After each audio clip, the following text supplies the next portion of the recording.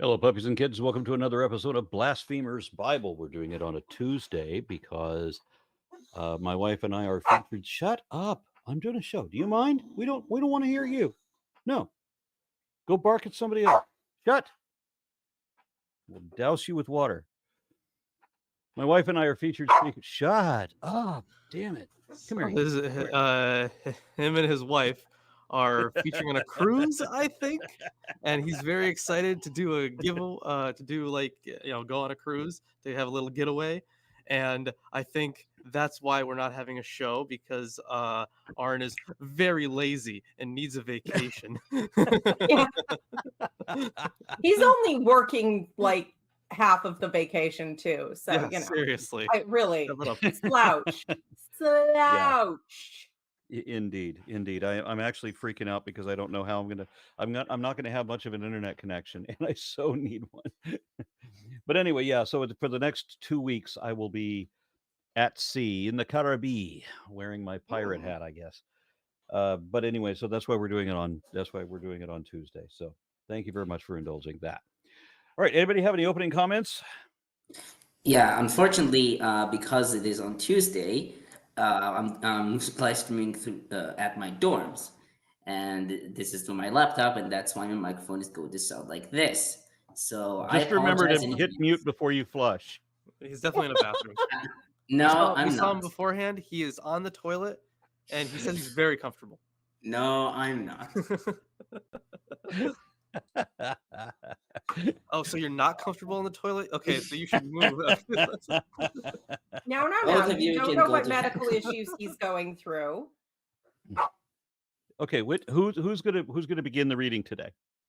If I had known this beforehand, Yes, goes the genocide. if I'd known this Yeah, I beforehand, I suppose, would have made a like, T-shirt. I haven't finished my bowel movement yet. That's Oh, good. Oh, shut up. Quite good. Oh, shut up. But I can do the first chapter that we're doing today here. So I can do All right. Joshua 4. Yeah, it's 24 verses, so Yeah. Oh yeah, that continues on from 3, and then we interrupt our local genocide with a bit of dick slicing. Yeah, that's fun, isn't it? Good old covenants. Yeah. Yeah. So, chapter 4.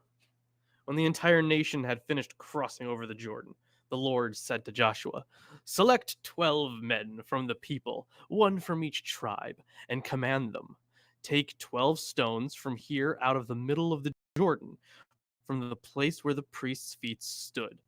Carry them over with you and lay them down in the place where you camp tonight."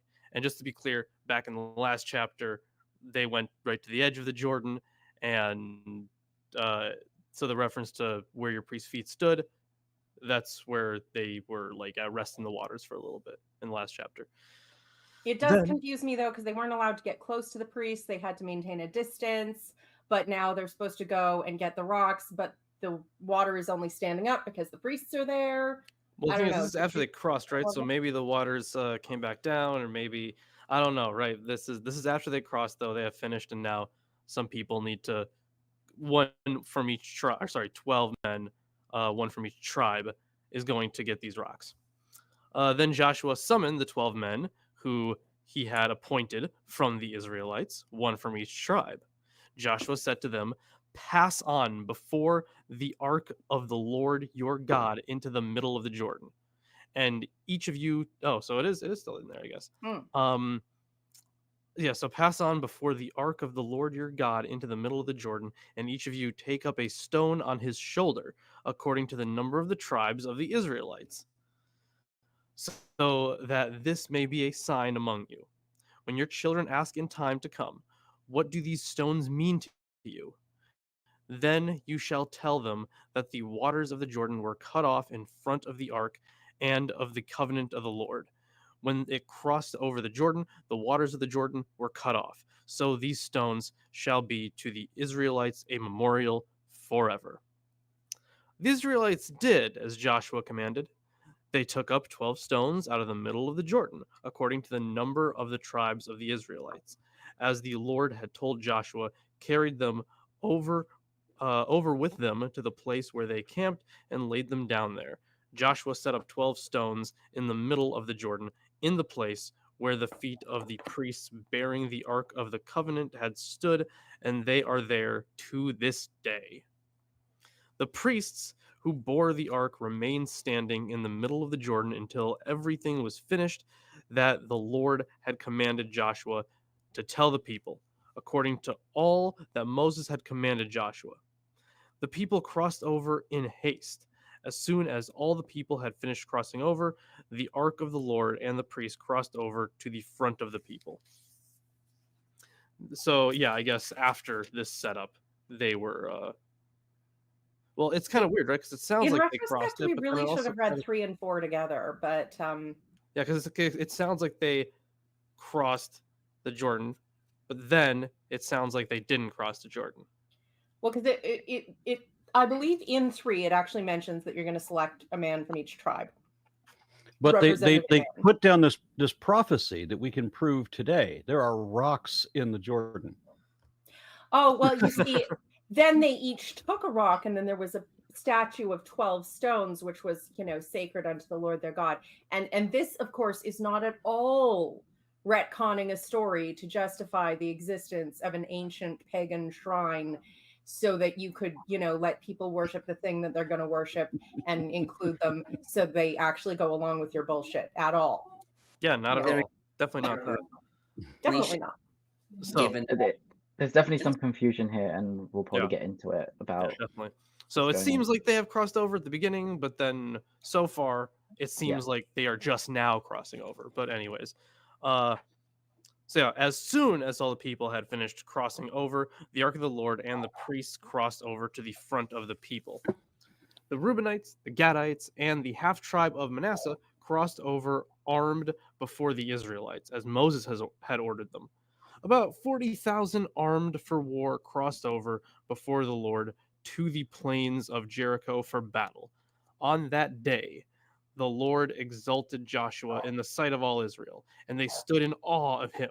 And they had stood in awe of Moses all the days of his life. Or sorry, as they had stood in awe of Moses all the days of his life. The Lord said to Joshua, "Command the priests who bear the ark of the covenant to come up out of the Jordan." Joshua therefore commanded the priests, "Come up out of the Jordan." When the priests bearing the ark of the covenant of the Lord came up from the middle of the Jordan, and the soles of the priests' feet touched dry ground, the waters of the Jordan returned to their place and overflowed all its banks as before. The people came up out of the Jordan on the 10th day of the first month, and they camped in Gilgal on the east border of Jericho. Those 12 stones that they had taken out of the Jordan, Joshua set up in Gilgal, saying to the Israelites, "When your children ask their parents in time to come, 'What do these stones mean?' then you shall let your children know, Israel crossed over the Jordan here on dry ground. For the Lord your God dried up the waters of the Jordan for you until you crossed over, as the Lord your God did to the Red Sea, which he dried up for us until we crossed over, so that all the peoples of the earth may know that the hand of the Lord is mighty, and so that you may fear the Lord your God forever." So a lot of interesting stuff here, because not only so first he commands, right, the some of the people, right, the 12 people to go and collect these stones, and it seems like they're set up in the Jordan. Is that?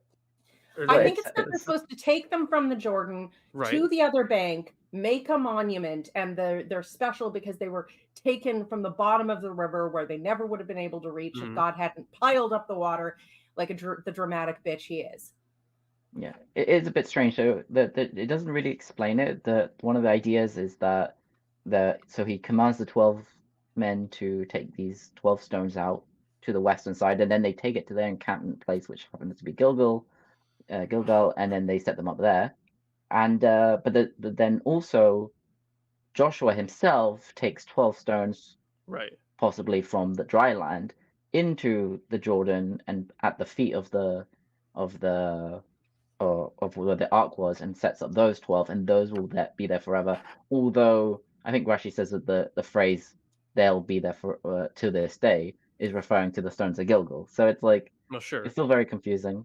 And I did want to mention, I think I could read it. So if we go back to Deuteronomy 27, we have a bit of a what is this? Not a prequel, there's a word for it, a foreshadowing for this. So if we go back to Deuteronomy 27, we can skip verse 1. Verse 2, as soon as you have crossed the Jordan into the land that your Lord has given you, you should set up large stones, coat them with plaster, and inscribe upon them all the words of this teaching. When you cross over to the end of the land, yada, yada, yada, upon crossing the Jordan, you shall set up these stones upon which I charge you to stay on Mount Ebal, and coat them with plaster. There too you shall build an altar of stones, blah, blah, blah. And Yes. these stones you shall inscribe every word of this teaching, blah, blah, blah. Yeah, so like these texts are obviously connected, right? Not only does there seem to be two sets of stones, but yeah, there are two sets of stones here as well, right? So yeah, one set is installed midstream and another is erected on shore. And of course, then this would be the Shrine of Gilgal, right? So, of course, Gilgal being like the major political and religious center that it was, would, of course, in the time that this is being written, have that kind of connotation, right? Where you would want to associate some kind of, your own foundation myth to a place that is so important to the people in the area. And I think around, was it the 8th? Yeah, it was in the 8th century. Yeah, so before the I think before the Assyrian invasion, the place of Gilgal was thriving. They were doing real well, and we can actually tell that from the prophetic works, because they contain a lot of references to, I guess, like, well, they usually say, "Oh, screw you, Gilgal," or whatever. But but we can say that they were important, right, because of those references in those early prophetic works. Right. So it's probably like an idol high place. They've back canonized whatever to say, oh, these were actually holy, but you've turned them into idolatry. We need to take them down now. Yeah. And there's a very similar story with Elijah, right? So there's two connections with Elijah and these stones. One is there is this idea that when Elijah crosses the Jordan, he didn't actually split the river in the same way that Joshua did. He just walked on the stones. I don't know exactly where that comes from, but that's one idea. Where the stones are. I've heard that joke. Yeah, and then the other one is so Elijah sets up on Mount Carmel. He sets up 12 stones and builds an altar, although from an old altar that was been broken. And then the same thing happened, right? So use of the 12 stones became a form of making, and then King Josiah abolished the practice because some people attached religious significance to the stones themselves, resembling idolatry. So it seems very similar. These two stories. I don't know if there actually are two different shrines or whatever that had similar stories, but yeah. Right. It seems like those two stories actually, from just reading it, it kind of seems like those two stories were combined here, and they were kind of given, because it does have the, I don't know what you want to call it, the feeling of something being additional here. Because the first part says, hey, you people go do this in the middle here, and then he goes off and does it himself somewhere else, which would be really it feels like there are at least two different like sources for this, right? the Yeah, chapter absolutely. we just read, because they say the same thing, right, about like, oh, there's repetition. Yeah, no, we'll say it to your children, right, when they ask. But the thing is, if some of them are in the middle of the stream, although like now I'm kind of yeah, it would have to be in the only way this would make sense if it was literally midstream. So if he says about the ones that were set up in the middle of the river, to like, oh, if your kids ever ask about this, how would they ever fucking see it? Yeah. But they wouldn't. They would presumably ask about the ones on the side of the river, which are taken from the river, which would hopefully be, worn down enough to clear that make it clear that they're river stones. But honestly, I wouldn't go anywhere near that river. It's all full They of probably behemoths. would be. I think they would be. Is it I would make a basalts? Like the sort of volcanic stones. Like although, like if you go to Tiberias, like the Sea of Galilee, like the bottom of the lake is full of these massive, like I think it's basalt stones, and also Yeah, I like think the so. Oh, yeah. I can't say for sure. and some of the I haven't local been some in, of the I, local. You know I what I'm haven't talking been about? there in a while. I haven't You know, been have there you in a ever? while, so maybe. But you know, the, like Tiberias itself, some of the buildings are like built out of this black rock, black I stones. don't know. I've never been to Tiberias. I don't think. Oh, okay. Yeah, so yeah, they also use it as like a local building material, like just like black stone buildings. I could see that. But the And I Dead Sea think it's is like kind of unique. it's like black, but also like porous, kind of like lots of holes in the stone. Yeah. So I wonder if that would be the same sort of rocks in the river, but then as you're saying, they'd probably be like much smoother and like river stones rather Yeah, than. I don't know.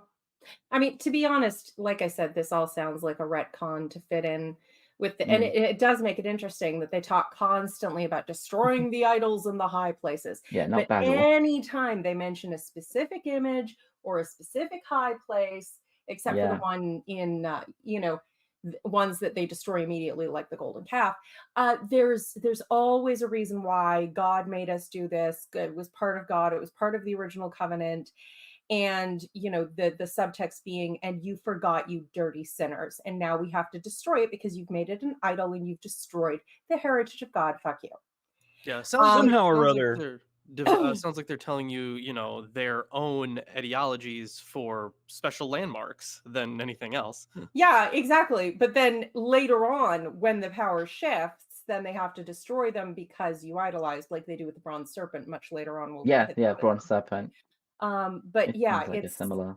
It's yeah, the second half comes later, not now. But I wonder yeah, if the story of it's cultural appropriation staff. is what it is. It's the OG cultural appropriation. Yeah, you've I had wonder this if the idol for almond generations. staff. It was really us that set it up. I wonder if the staff of Aaron story is based off like an actual Asherah pole that was in the temple or something like that. Ooh, I would believe that. And I mean, let's face it, the whole, and set up the stones and write the law on them. Yeah, that's not copying Hammurabi at all. I got a comment here from Hans Kettering, offers $9.99. It says, I'm catching up to you guys. I can't wait for a slightly queer-coded King David. Oh, yeah. That one is fun. That was one of the first things we pointed out on the show. Like, we were like, are David and Jonathan a thing? Kind of sounds like they're a thing.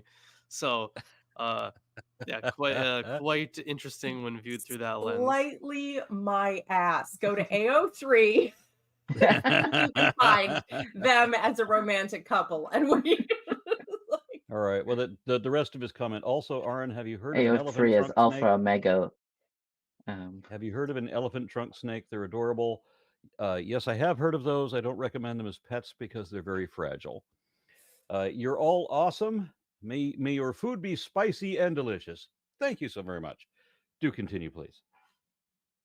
Oh, yeah. One last thing about there seems to be like two different stories here, but so I think there is also some confusion with some of the older commentators about what the ark and the priests were doing, because there is this idea that they didn't like go from the east side to the center and then go to the west. They were kind of, as soon as they entered the water, the floodplain, they were still on the eastern bank. The water stopped and they stood there. And then but then you have the other kind of story where they're in the middle of the river. But then so there's this idea that the ark picked them up, like they flew from where they were stood to the eastern shore, and then the water came down, and so that now they were stranded on the eastern shore, and so the ark picked them up and brought them over to the western shore. Yeah. All the Jews, or just the Levites holding the ark?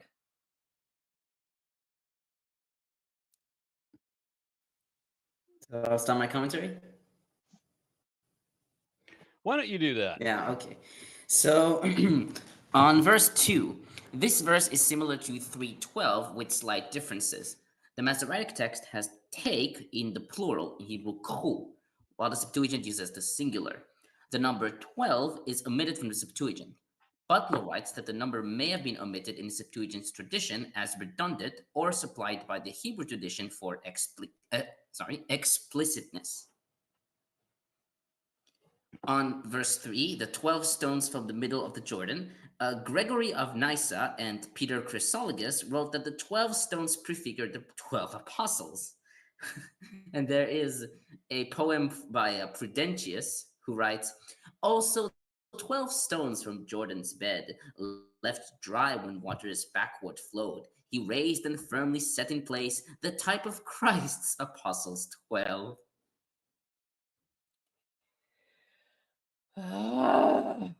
Thanks, Chrysostom. That's Prudentius, not Chrysostom. Yeah, I read a different Oh, that's not Christian interpretation that says that the 12 stones on the western side are those who come to heaven or whatever, and the 12 stones inside the river represent the people that never get salvation or something. Delightful. It wouldn't be Christian commentary if someone wasn't waxing poetic about the damning of souls. Damning?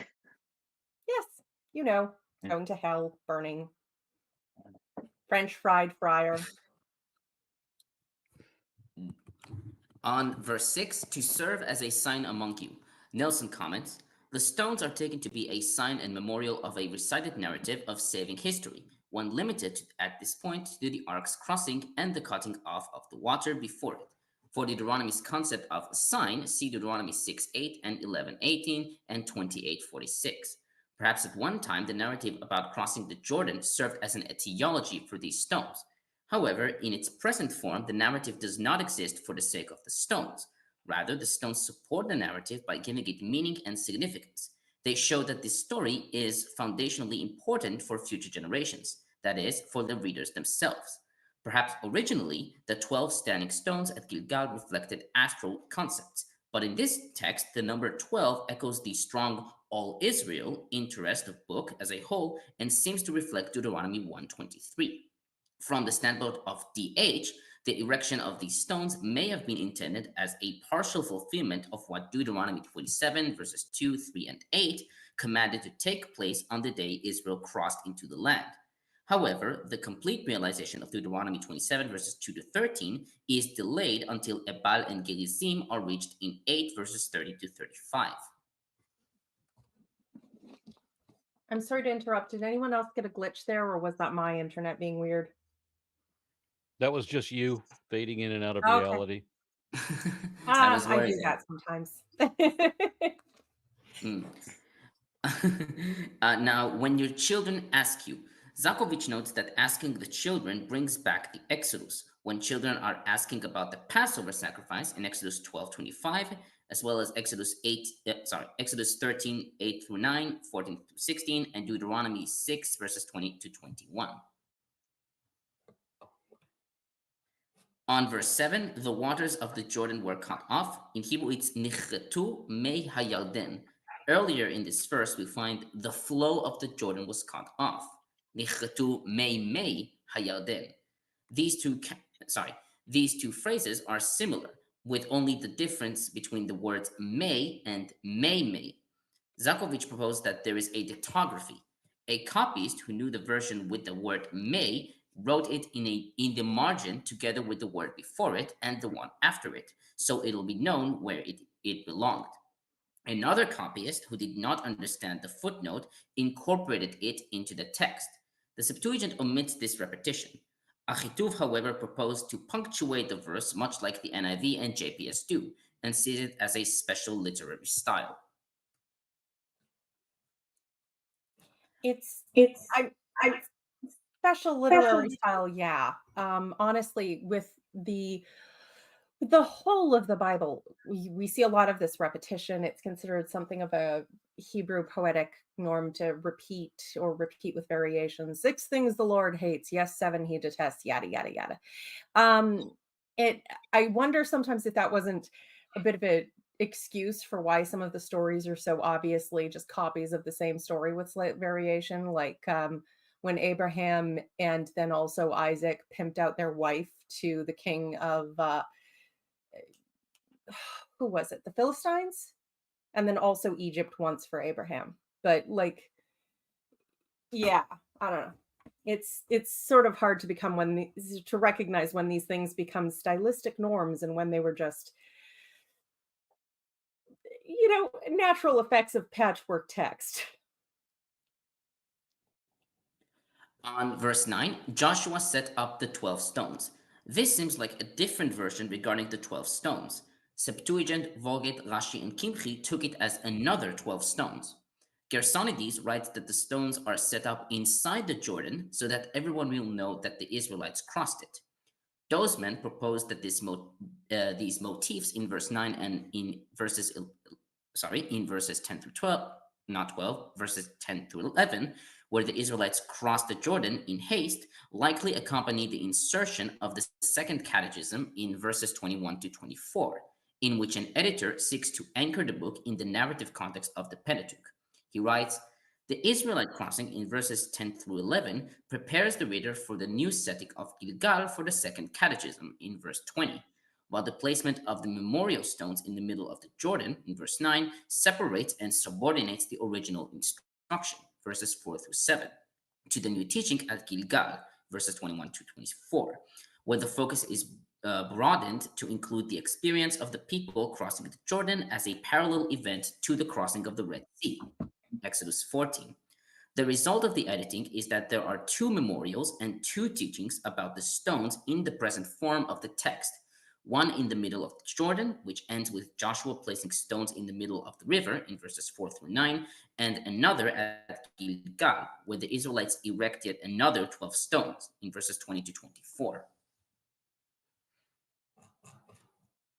Verses 10 through 12, not 12, sorry. Verses 10 through 11, Butler comments, these verses make it specifically clear that the people have crossed the Jordan, bringing to a climax the narrative of Joshua 3, verses 17 through 4:1. Tradition history suggests the material may have referred originally to the crossing by the priests, who are the subjects of the opening disjunctive clause in verse 10. As theological material, the verse climax says all that has gone before. Richard Hess writes, this retelling of the crossing is not the fault of clumsy editing, but rather an expansion which develops the significance of the event. You'd think? Well, it definitely kind of changes the significance, right? Because the first time we're told, at least for the first catechism, when your children ask in time to come, what do these stones mean to you? Then you shall tell them that the waters of the Jordan were cut off in front of the Ark of the Covenant of the Lord. So that is supposed to be like a remembrance for this crossing of the Jordan and like that miracle, right? And then the second one, what do these stones mean? Then you shall let your children know Israel crossed over the Jordan here on dry ground. So it looks like, one is supposed to be, here's where it began, or I guess here is, here one indicates a miracle, one indicates an entrance, but still the fact that the first one is supposed to be looked upon by future generations, and yet it is in the river, seems ridiculous. So there does seem to be a this later redaction that it did combine 2 different stories that probably already one was extant beforehand, right? But then the second one was added on to it for some other reason. Yeah, This looks more like a conquest thing, right? So it feels a bit awkward. If we go with the hypothesis that this was initially a conquest narrative, then I feel like this the core one would be the one where Joshua sets up the stones at once they already enter the land. That'd make more sense. And then the later edition would be the stuff where they set it up in the middle, and that one kind of is supposed to call kind of supposed to give this importance to this miracle, right? So at least in my view, with like the dating of Genesis, Exodus, or with Pentateuchal sources, this would be kind of the baseline text for the Moses Moses crossing the Red Sea, right? We do get that reference later on, but that could just be a gloss from that same author who redacted it. I mean, yeah, it does mention, just like Moses, Right, God yeah. parts the waters out, parts the waters in, but you can see even without that comment, you can see that there's meant to be a certain amount of point, counterpoint, literary, beginning and closing of that narrative and a parallel there. Yeah, if you tie it into their national hero, who in my view again is currently having his story written, then this would, or maybe just beforehand, then this would kind of be a reason for a Deuteronomistic redactor to add that stuff in. Yeah, I could say that. I mean, they're very much about trying to establish a narrative that suits their political purposes, which, is interesting. And is that snake crawling up your face, Aaron? Yes, she is. Aw, she's going to be a lovely bit of jewelry. Well, yeah, one of the reasons I like to hold her as often as possible is because she's one of my snakes that is going to be enormous. Right. So positive associations are good. Yes, exactly. I don't want her to wake up and anaconda you in the morning. You guys remember that movie? Aaron's our friend. You guys remember Anaconda? Yes. Yeah. That movie was so bad. It was bad. You've actually been worse than snakes on a plane. Yeah, it was pretty bad. Well, do you remember that movie? It was about like ants that ate people, or was that a fever dream that I had? I can remember a couple of movies that were like that, but I don't know the one you're talking about. But I don't know where in the Bible we would find either of these stories. No, we wouldn't. Oh, there's nothing maybe like the there is Bible. maybe there is a Chazal thing, like it sounds something like Chazal would say. There are weirder stories than that. Yeah, of course there are. So on verse 18, the waters of the Jordan returned to their place as before. Zakovitch comments, the emphasis that the waters started streaming as before, in Hebrew ketemor shilshom, as soon as the priest's feet were set on dry ground, illustrates that God's will, and not coincidence, was the one who made the miracle of stopping the waters. Much like the Red Sea crossing, everything turned to what it was before at the Jordan crossing. The creation of a new situation and the return to the previous one is a distinct control mechanism in miracle stories, as evidence that a guiding hand determines the course of events. On verse 19, Gilgal. The word Gilgal means circle of stones, according to BDB Dictionary, from the root gimel lamed lamed, to roll. Dozeman notes that Gilgal is used in stories which are critical of kingship. For example, Samuel anoints Saul with the proclamation to go to Gilgal and renew the kingship in 1 Samuel 11, verses 14 to 15. But it is also the place of Saul's downfall, when Saul trespasses into the sacred by sacrificing, in 1 Samuel 13, verses 1 through 15, and sparing the life of Agag, in 1 Samuel 15, 1 through 33. The association of Gilgal with criticism of kingship is also found in Hosea 9:14, 12:12, and Amos 4:4 and 5:5. He further writes, the association of Gilgal with the criticism of kingship remains central in the book of Joshua, where the place name occurs 13 times in the Masoretic text and 10 times in the Septuagint. The identification of Gilgal as the first camp in the Promised Land encourages a symbolic interpretation of the site. The legendary sites of Gilgal and Shittim provide the overall structure to the narrative of the crossing of the Jordan, which does not appear to be deeply rooted in Israelite tradition. since there's only one additional reference in Micah 6:5. Gilgal is also associated with a range of cultic rites of passage into the Promised Land, including the 12 stones, circumcision, Passover, unleavened bread, and the cessation of manna, 5:2-12. In 4Q Joshua A, Gilgal also appears to be the setting for writing of the Torah on stones. The anti-monarchic significance of Gilgal takes center stage in the remainder of its occurrences in Joshua 1-12, where the camp at Gilgal provides contrast to the royal cities in the Promised Land that Joshua 10 verses 6, 7, 9, and Caleb 14:6 destroy. On verse 23, here there's a comparison between the crossing of the Jordan and the crossing of the Sea of Reeds, aka the Red Sea. Butler writes that the Sea of Reeds reference, Butler writes that the Sea of Reeds reference is, quote, the climax of the second narrative, but its distinctive vocabulary shows that it had a separate origin from the Jordan crossing tradition. Nelson writes that the logic of just as coordinates the miracle of the Jordan with that of the Red Sea, and by extension, the leadership of Joshua with that of Moses. This correlation between the Jordan and the Red Sea, he writes, is not only typological, but mythic. Compare Psalm 66:6 and 114:3. It is a way of saying that crossing the Jordan was a prototypical foundational event for Israel. And finally, on verse 24, Nelson comments, verse 24 is thoroughly Deuteronomistic in language and outlook.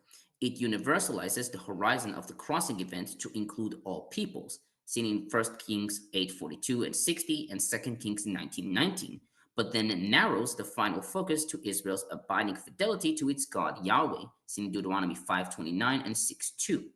The Jordan crossing ends on the same note as the Red Sea event, Israel's fear of Yahweh, Exodus 14:31. Help me understand this, and by extension, help a few other people understand too. What does it mean when you say that it is Deuteronomistic in nature, or whatever you just Right. said? So What does it mean to be Deuteronomistic? right. So there are a lot of themes and a lot of phrases that pop up again and again in the Deuteronomistic history, and so one of the ones that Somer just noted, yes, that all the peoples of the earth may know that the hand of the Lord is mighty, and so that you may fear the Lord of your God forever. This kind of all-encompassing power of God lasting forever is a theme that is used by the Deuteronomistic authors quite often. And the phrase "until this day," for example, that we talked about last week, is Deuteronomistic. The ideas of the more general idea of, hey, look, we fucked up worshiping, so we have to change how we worship. It's kind of our fault that this happened. That's a Deuteronomistic idea, and it pops up throughout these books that we're going to be reading for it. So we can kind of tell based on that there was at least that they shared at least one author. They could have they probably shared multiple authors, but the thing is, this was a set of books that was being built upon over however many years. So, and in my view, I think the idea of a Deuteronomistic school makes sense, like a scribal tradition where they teach like their own theologies, their own ways of writing and stuff. That is how we would explain that they have kept up these themes.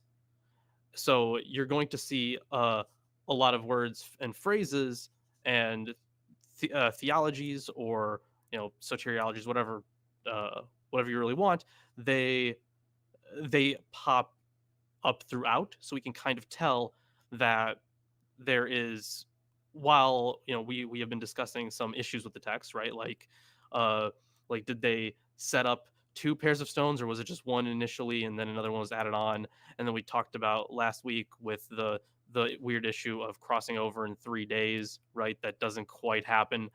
We can tell that throughout, even narratives that have some internal contradictions, that there is consistency in how they are written. So we can tell that there is something tying them together. which we call Deuteronomistic. Okay, thank you so much for that. If I could further to that point, it just if for anyone watching who didn't watch last episode on Saturday, at the beginning, Lawrence did a really great presentation on what the Deuteronomistic voice is.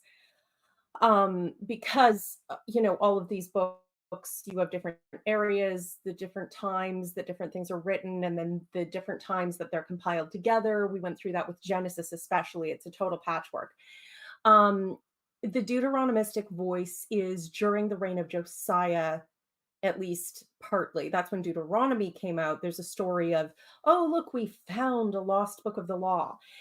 This is the cult, the Yahweh alone cult, that raised Josiah and set him up as a boy king, that took him from his family and, kept him educated in their ways, brought him to the throne, killed his grandmother to do it, because, she was evil and shit. Evil.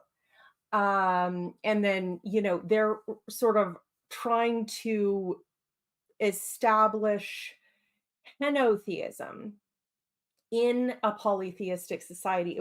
I mean, they're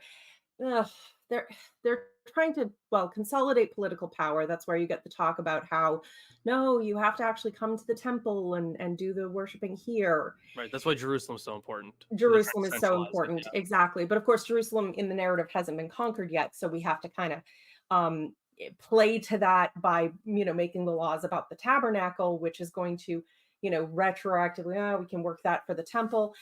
So it's about consolidating power. It's about condemning the worship of other gods. And it's about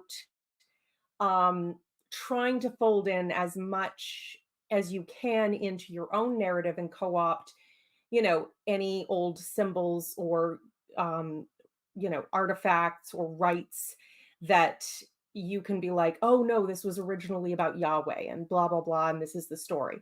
So it's, because they're trying to get the people from the Kingdom of Israel, which is, initially was more profitable and more metropolitan, but was also therefore getting a lot more military attention to come down and worship Yahweh.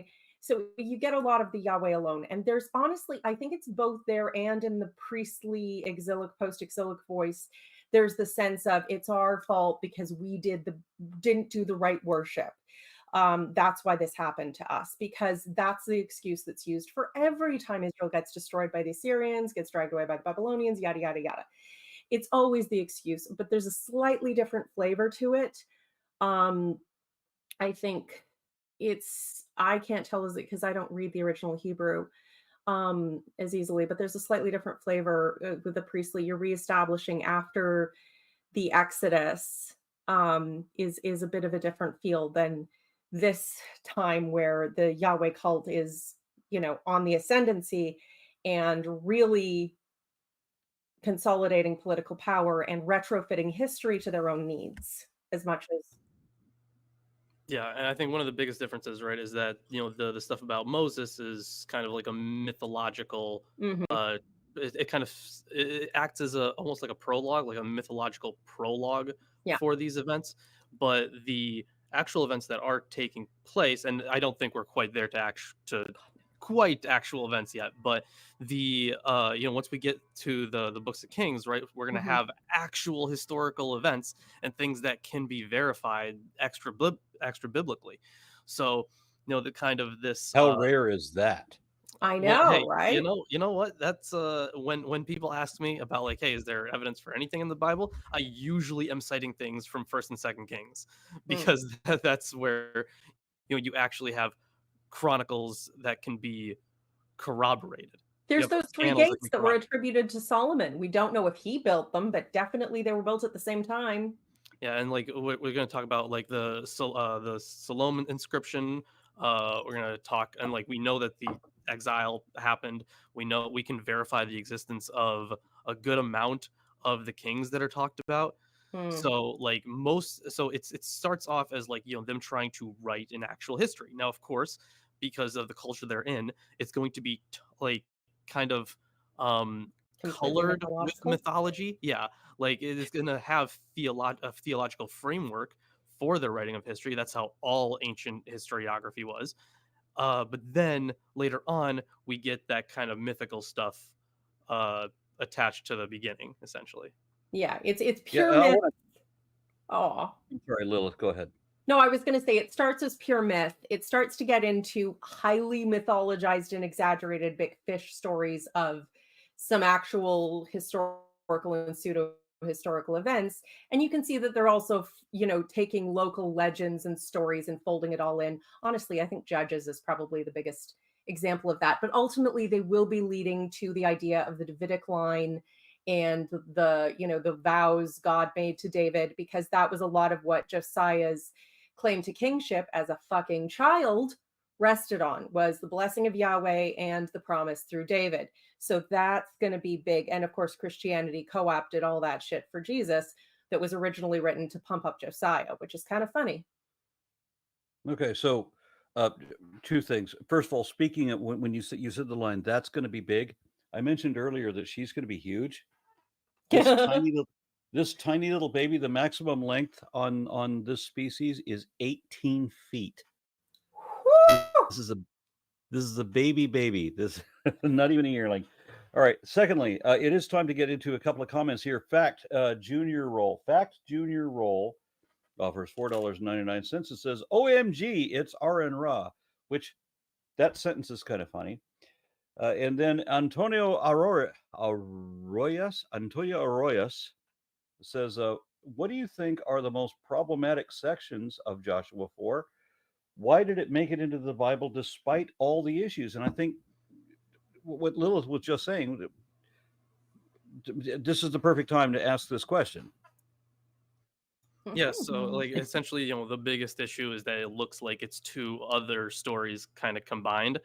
But the reason why it would have made it into the Bible, right? Because the Bible wasn't like a thing yet.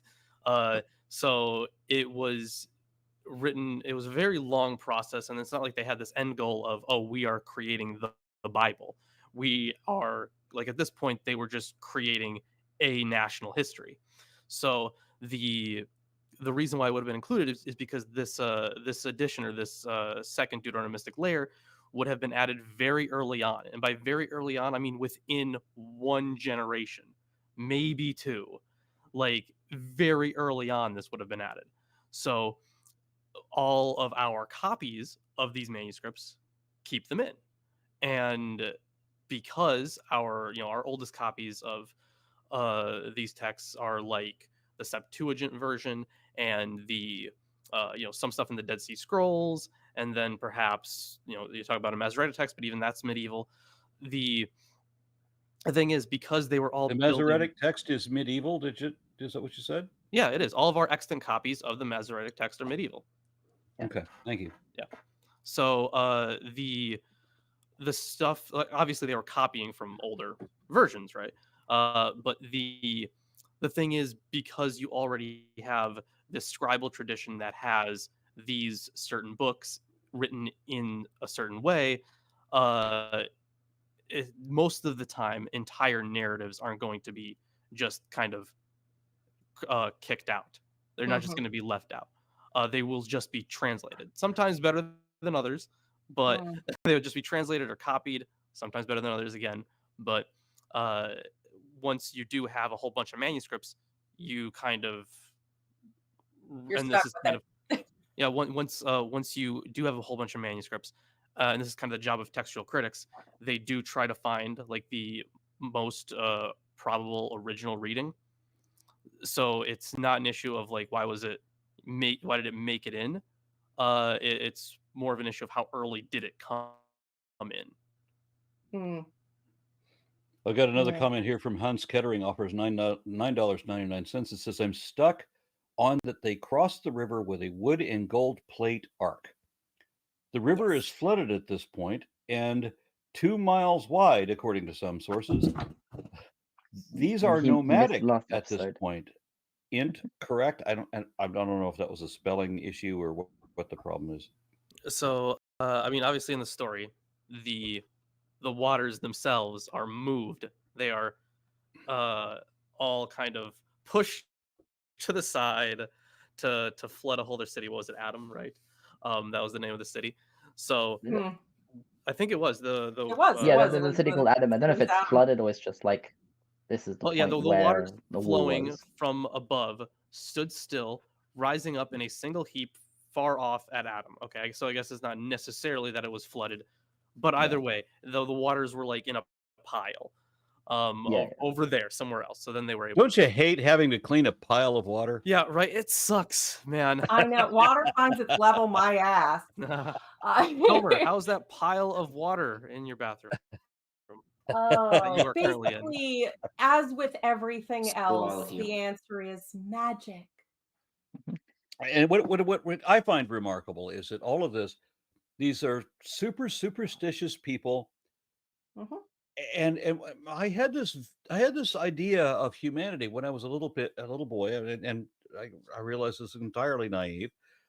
That we learned things, we applied new knowledge onto our old knowledge, and then we continued to progress. This is how I thought humanity developed. And now I see that culture was completely overridden by these super stupid, superstitious traditions that we went that way largely instead. Mhm. Absolutely.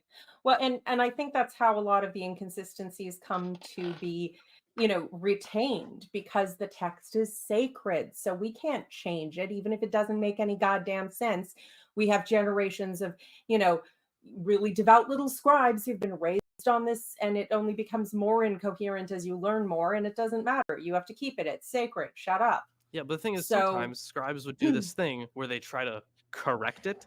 And it's Mhm. really funny because if they correct it wrong, then we have, so we have this, right? We have an original text, It's worse. we have a mistake, and then we have an incorrect correction of that mistake. So now we have 3 different readings of the same thing. So like that is like they would try to correct it. So they would, in their mind, they're doing the right thing. They're trying to take it back to the original text, noting that there is a mistake. But then they do it wrong, and now we just have a bigger mess. So, Oh, who's a pretty girl? And when is scratch your chin? Yeah. Do please we needed Yeah. also to cover henotheism. I want to have the assembled panel when I explain that to my understanding, the notion of henotheism is when you accept that there's a number of other gods, Mhm. and maybe you even accept that there's a number of other religions that could be true, but you only worship one God among them, assuming that others exist. Is that correct? yes. Yes. Okay. Yeah. And in this case, you've got kind of a rabid nationalist henotheism where there may be many gods, but there's only one that you are allowed to worship. And if you ever so much as look at another god sideways, we will fucking kill you. I've had that relationship. Yeah. It's really great. Like, oh, is that Baal? That's it. Stop. Yeah, I think one of the big pieces of evidence I think in favor of the henotheism lasting quite long is that we have this tradition that the gods of other lands now they were later downgraded into demons. So there's this idea that Ra and Baal are demons that were worshipped as gods, and this is probably the next step after henotheism where there were other gods that were less powerful, and then they become demonic powers instead, which is it's not that That's a very far of a difference. Christian way to take care of the problem. Gotta be honest. No, I think there's also a Jewish idea I don't know, maybe there is definitely the idea that there are angel, well, maybe not demons, but angels Mhm. of each nation has an angel, and then that angel was possibly worshipped as a god at some point or something like that. Yeah, that they started as patron deities, and then Yeah, became patron deity. And they Yeah, there's the idea, for example, that the angel that Jacob wrestled with is, I can't remember if it's Samael or a different angel, and it's supposed to be the patron. It was supposed to be God. Did I forget an important lesson? Does somebody need to correct? I think that's I think probably it was. It was that's absolutely probably the supposed to be original God, meaning. Yeah. but there's later interpretations. I mean, Yeah, come on, he becomes Aaron. an angel, and then it's like, oh, let's make him an angel that is opposing him. And there is a tradition that he's the angel of Edom, of Esau. Mm. And I can't remember if that's supposed to be Samael, which is also known as like One angel of of my boy death. toys. And, yeah. I think one also a character that's possibly like merged into the the devil character later on as well. But I can't remember if it's Samuel. It might be a different angel. I don't remember. I could look it up. What was the patron angel of Edom? Either way, Actually, I think that's unless someone had more Yeah, commentary. Samuel. No, Okay. no, I'm done. there's No. just a very interesting comment that just popped up, Aaron. I'm just looking at the chat now in my phone. But It Guardian doesn't angel. show up on my screen. Peter, PhD Tony says there's a symbiosis between religion, national/cultural identities, and secular authority. Each validates and supports the other, and sometimes religious manuscripts and ideology must adapt to contemporary context. The thing is, I think they And- always adapt. They do, but it's interesting too, because the justifying your own adaptation becomes a part of the war for your own specific cultural perspective. And yet part of the way that scholars go through dating, where did this bit come in? Where did that bit come in? Was this a later editing? Part of that is by looking at the political motivations of the people at that time who actually had the text in their hands and saying, who does this serve of all these groups of people? Who does this serve the most? I mean, that's not the only factor, obviously, but it's definitely part of the analysis. I can imagine there's an awful lot of depth to that analysis, because there's certain colloquialisms that only occur in certain time periods, and you might base some of your contextualizing on that. When I was Absolutely. reading the Bhagavad Gita as it is by His Divine Grace A.C. Bhaktivedanta Swami Prabhupada, it seemed to me, as I'm reading it, that this was supposed to have been 600 BC, and Lord Krishna is complaining about Ionian Greeks. Damn Greeks. In my interpretation, because Krishna is angry that there are people out there who believe in evolution, way before Darwin, of course. But Krishna was complaining that there were people who believed in evolution, not creationism. And I just realized that contextually, if you put it at this date, it's 600 BC, it makes a hell of a lot more sense than if you try to place it at 5000 BC, which was some other people. No, excuse me, 3000 BC, which a lot of other Hindus was trying to date it to. Yeah. One of the first arguments I got into online was a guy, a Hindu, who was arguing that the Bhagavad Gita was 5,000 years old. Oh my God, no, maybe the Vedas, but not the Gita.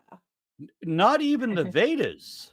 No. The Vedas are old though. I'm not They are very. they're the oldest shit we have that's still going. Wouldn't it make sense The for longest, Krishna? the oldest continuously practiced religion, and you have to go back to the Vedas for it.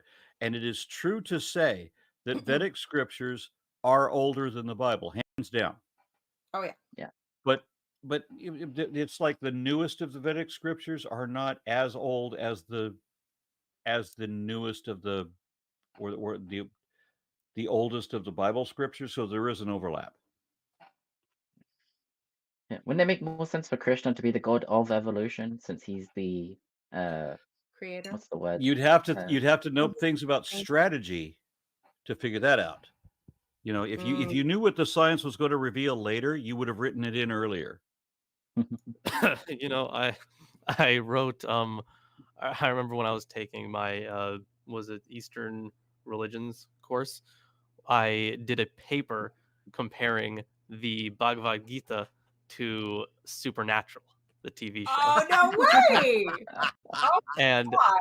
luckily, the guy who graded it, the TA, Dean.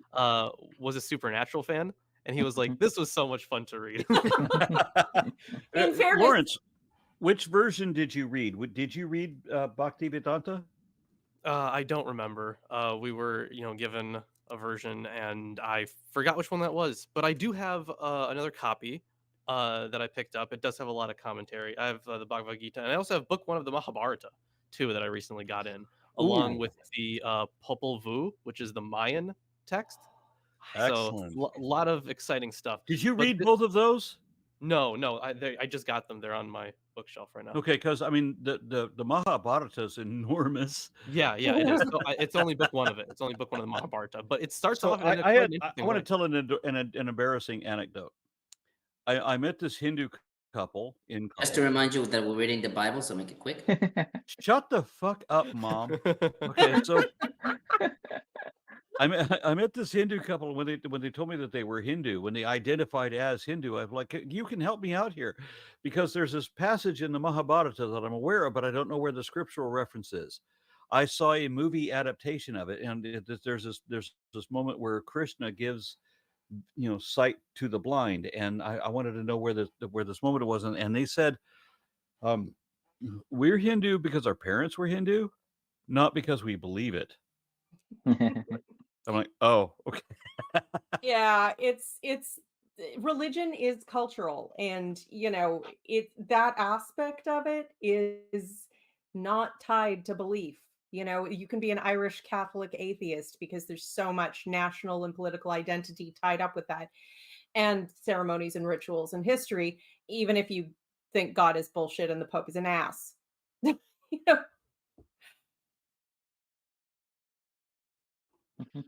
where did Aaron go?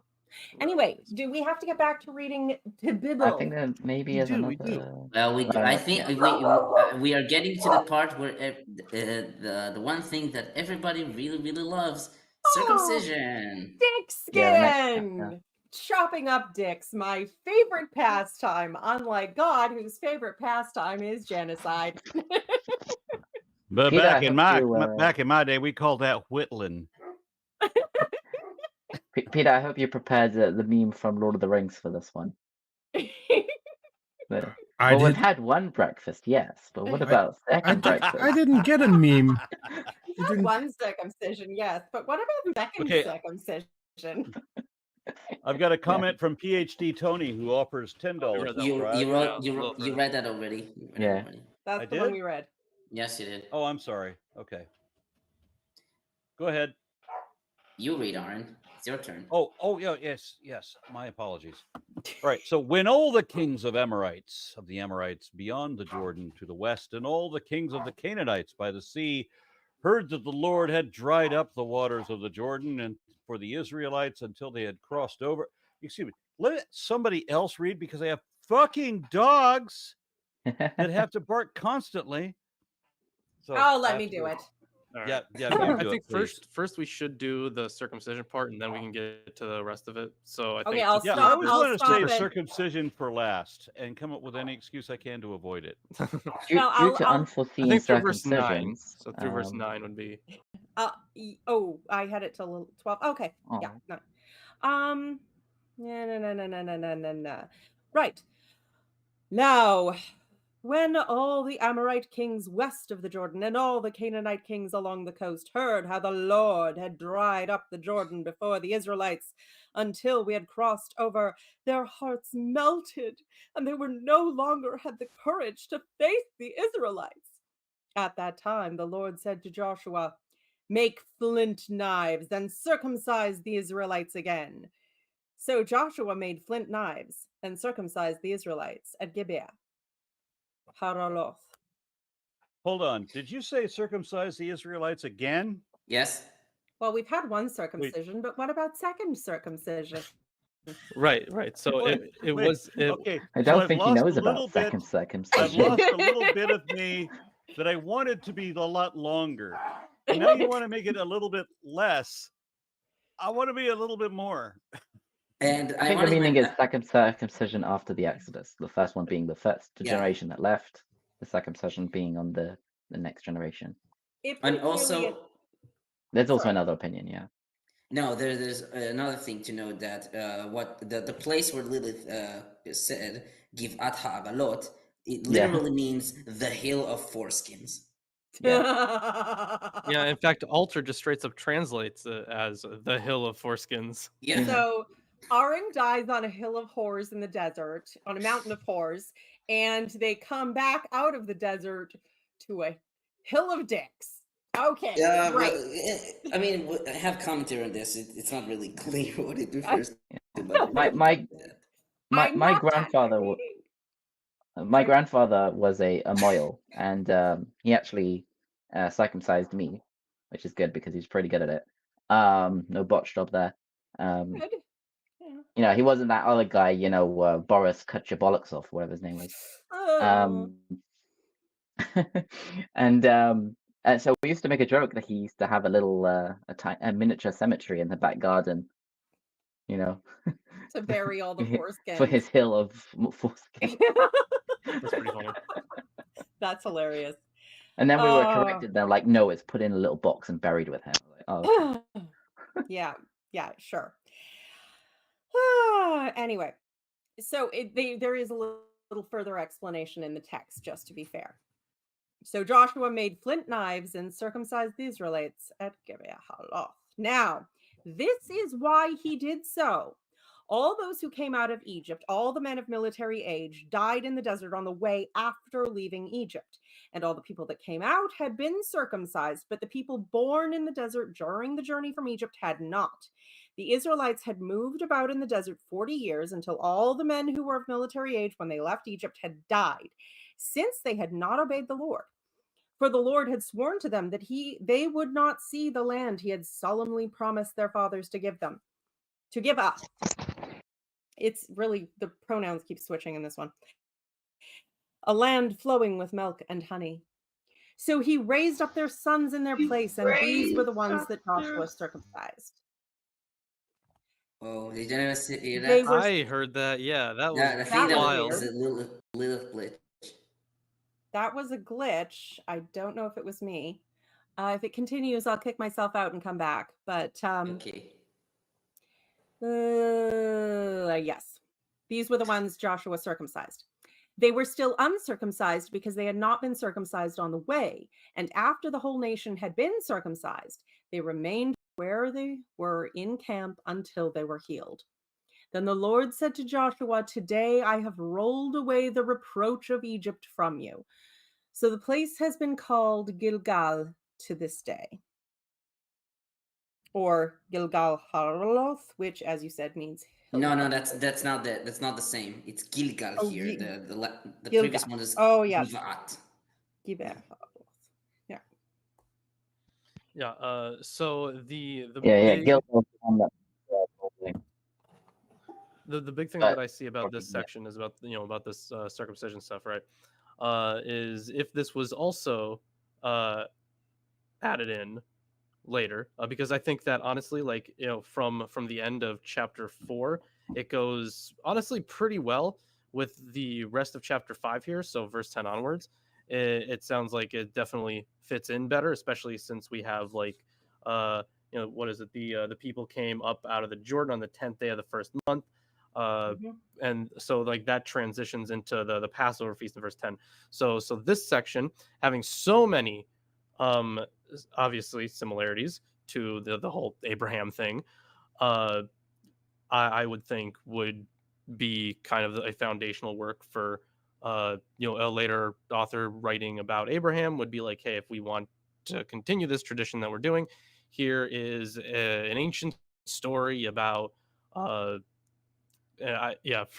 them it would be related to Joshua and to Abraham.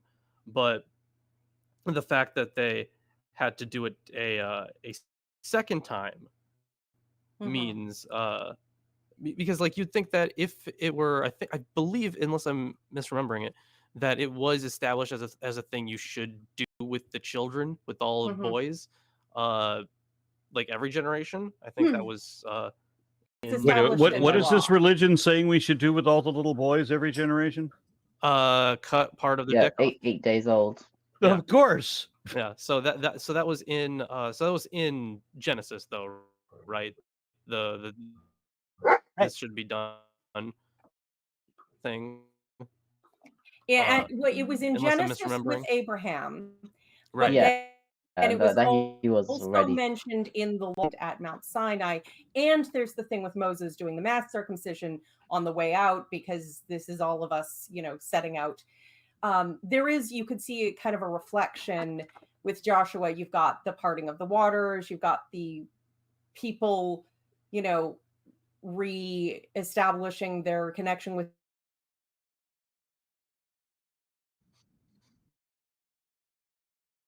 God via, oath taking and mass circumcision. Right. Yay. So you could argue that there's some. Yeah, I think all the stuff with like it makes those obvious references to land, right? The land flowing of milk and honey, and decisions and having to do this again, right, as a second, like having to renew a covenant, does seem like it is secondary to the text, honestly. Yeah, I could see that certainly, and it might be a retcon, added in to sort of justify this, the explanation at least. But so there's two, like, I guess you could say, excuses that the rabbis give in the Talmud. One is that the reason why they didn't circumcise in the desert was because the north wind didn't blow, because otherwise it would have blown away the clouds of glory, and somehow if the north wind never blows, you can't heal from circumcision.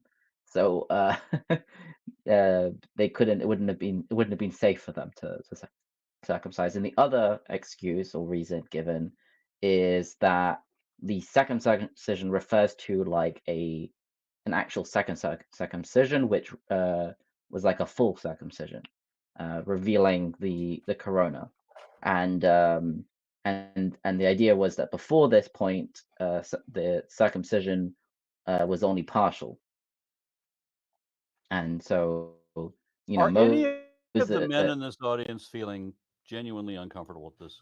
Hey, Levine, I was circumcised, so Yeah, I'm me like, I too. don't care. So Yeah. I can't imagine it. yeah. Yeah. Now think about, they're talking about doing it again. Well, the idea is, if you you can have a partial circumcision, right, where they take off some of the foreskin but not all of it. I think I've seen that before. Just imagine what that would look like. Did I tell you Yeah. guys the story about It would what, literally look like a cutaway view. did I tell you Yeah, guys the it's story just about when I like was it's just 2 like years old? there's still skin covering some of the like Isaac, are you yeah. saying you guys, can go I'm on a glitching, so I'm gonna be right Sorry. back. are you saying you can go on a payment plan with God, partial circumcision? Shut up.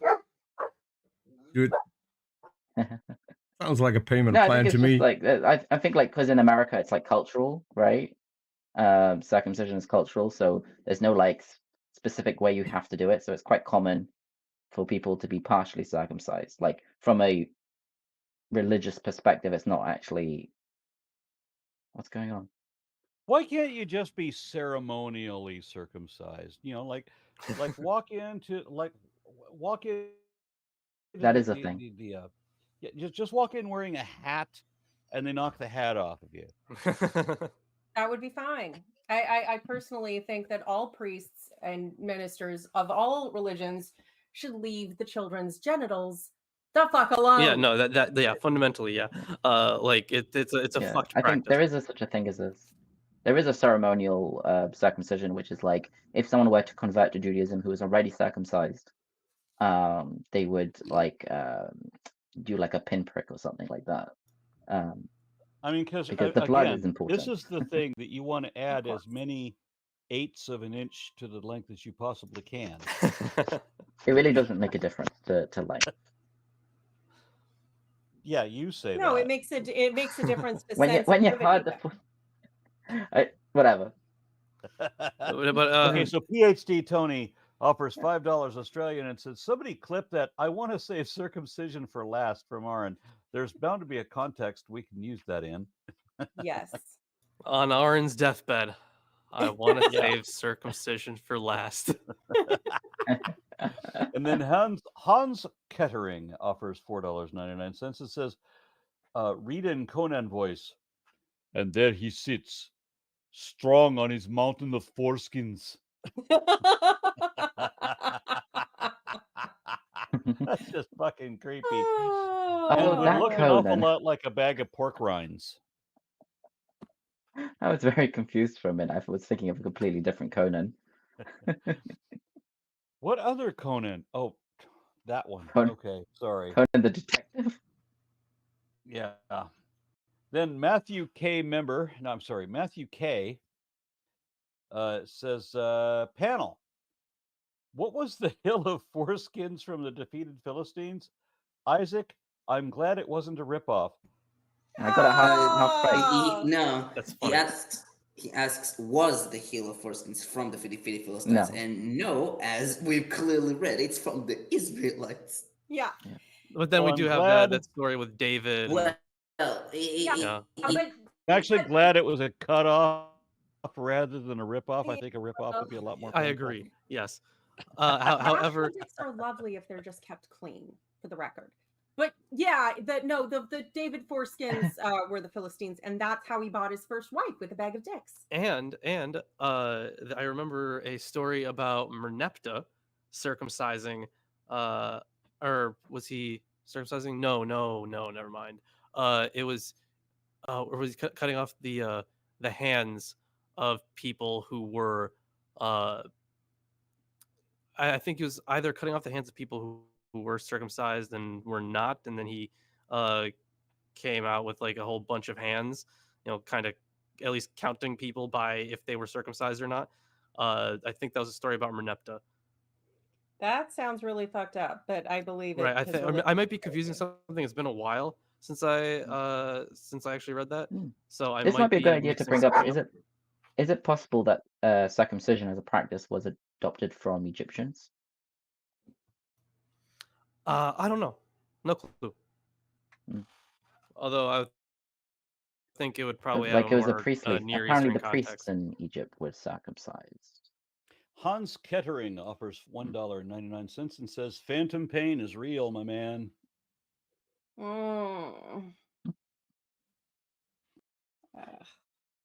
Then Brox Talandari offers £10 and says, if you read this, that is how they get you.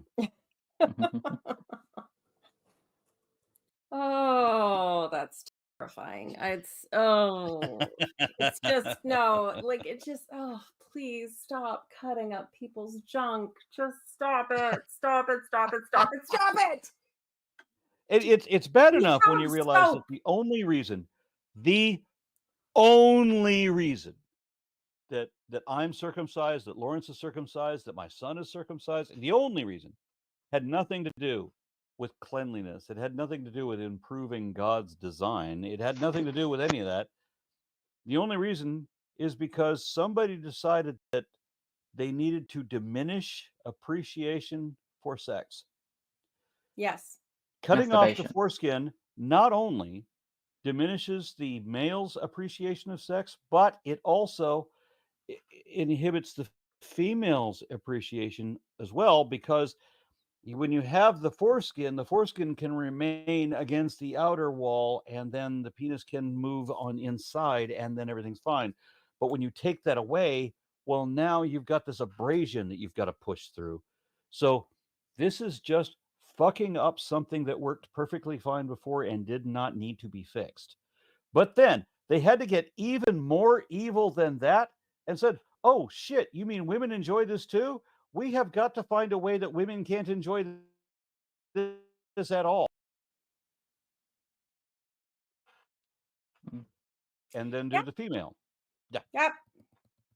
That's one of the few credits I will give to the Christian heritages that I do not know of it being behind female circumcision anywhere, whereas I can't say that about Islam. But it just, it's cultural, I think. Everyone has excuses about hygiene and blah, blah, blah, blah, blah. Those are always post hoc rationalizations. It was always diminishing pleasure. And in North America, in the United States particularly, the people who popularized it are Graham and Kellogg of Graham Crackers and Kellogg's Cornflakes, who literally made the blandest food possible because they believed that tasty foods would make you masturbate, and they didn't want little boys to touch slaves, to trying to make sure that little boys never touched themselves, When which I is a was a little boy, completely I ate an healthy and awful lot of. well-balanced thing to do. When I was a little boy, I ate an awful lot of Kellogg's. Well, I specifically touched cornflakes. myself a lot.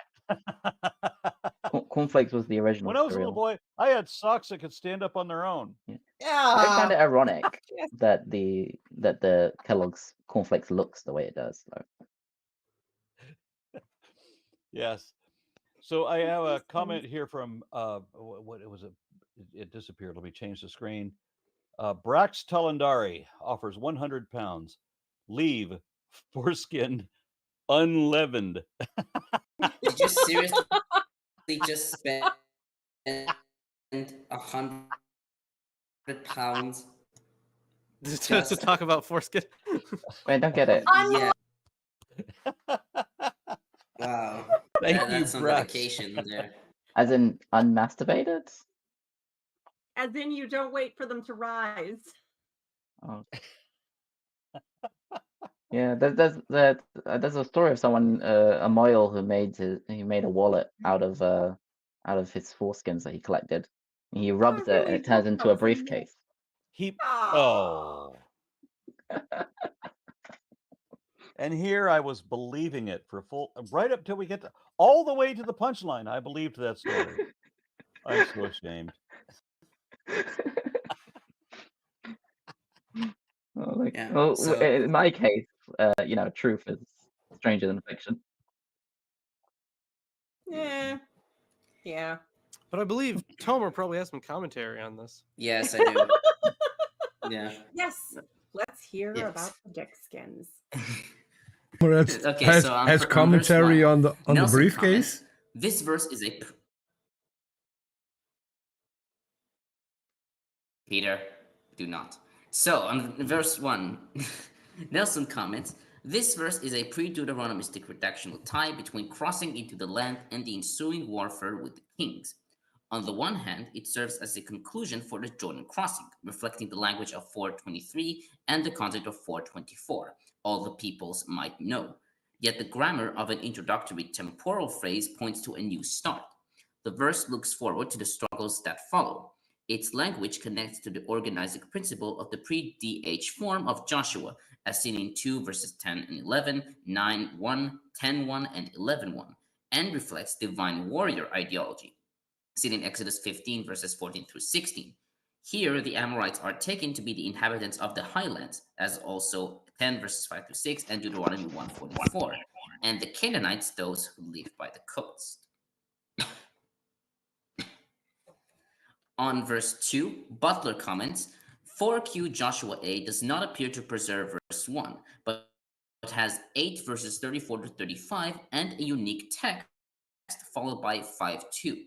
The unique text talks of after that, apparently referring to the reading of the covenant law in 8 verses 34 to 35. The Qumran reading also refers to the book of the Torah and to the bearers of the ark. Martin Abegg suggests that, quote, MT and Septuagint lack this verse and have the secondary traditional wording of verse 1 in its place, end quote. Thus, at this place, 4Q Joshua A is viewed as superior to MT and Septuagint. Nelson, however, notes that just because the Qumran text is so much more logical, quote, it is also less likely to be original than the order of MT or Septuagint, end quote. Now about the flint knives. The Hebrew is charvot tzurim. This term is a hapax. Septuagint says that the knives were made, quote, out of sharp rock, end quote. Dozeman comments, Tov identifies a midrash type of exegesis in the Septuagint translation on the basis of the Septuagint of Deuteronomy 8:15, where Yahweh is said to have made water flow for the Israelites in the desert from a sharp rock. Alan Gryme Old agrees with the literary connection, writing, quote, the scribe is making an exegetical link to the divine provision from Deuteronomy 8:15. Circumcision also comes from the flinty rock and is also related to divine grace, end quote. Van der Meer suggests instead that the Septuagint translator, quote, sought to modify the crude notion of a circumcision with such primitive instruments as stone knives, end quote. And Targum Jonathan reads surgeons' scalpels. According to the translation's footnote, in Talmudic times, surgeon scalpels were used for circumcision, as in the Talmud Shabbat 130. Gersonides wrote that they were made of copper. Ibn Kaspi reads strong as flints, and Isaiah Ditani reads sharp knives. Guess what the Christians think? Oh no. Jesus. Yeah. It's the stone the of teeth- Jesus. The teeth falls of and Jesus. cuts someone to Kind of. pieces, right? Okay, so first Origen writes that as the first circumcision came through Moses, signifying the law, the second comes through Jesus, the rock, signifying the gospel. Of course. Incidentally, small side question. Is this why the White Witch killed Aslan with a stone knife?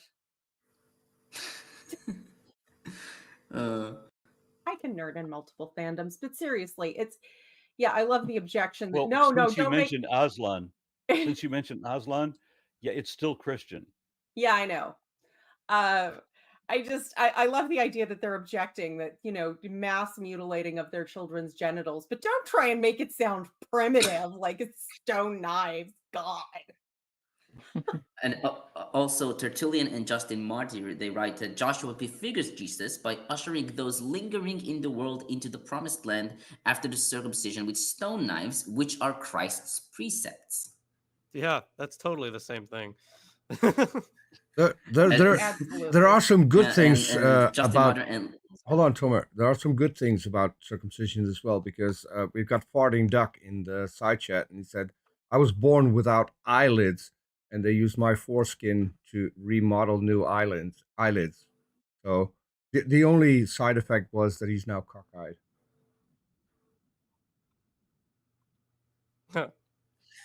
So, Tomer, did you say you're now reading from Justin Martyr and Tertullian? Yeah, I was reading previously, yes. And Okay. And now it's Justin Martyr and Lactantius who wrote that this second circumcision is not of the flesh, but signifies the circumcision of the heart and spirit. Yeah. Yeah, that's why they We had cooked the flesh already. for so long, because of the heart and spirit that was just circumcised. Well, No? I That's know what they I needed always the circumcise my spirit with a scalpels. flint knife. Yeah, me too.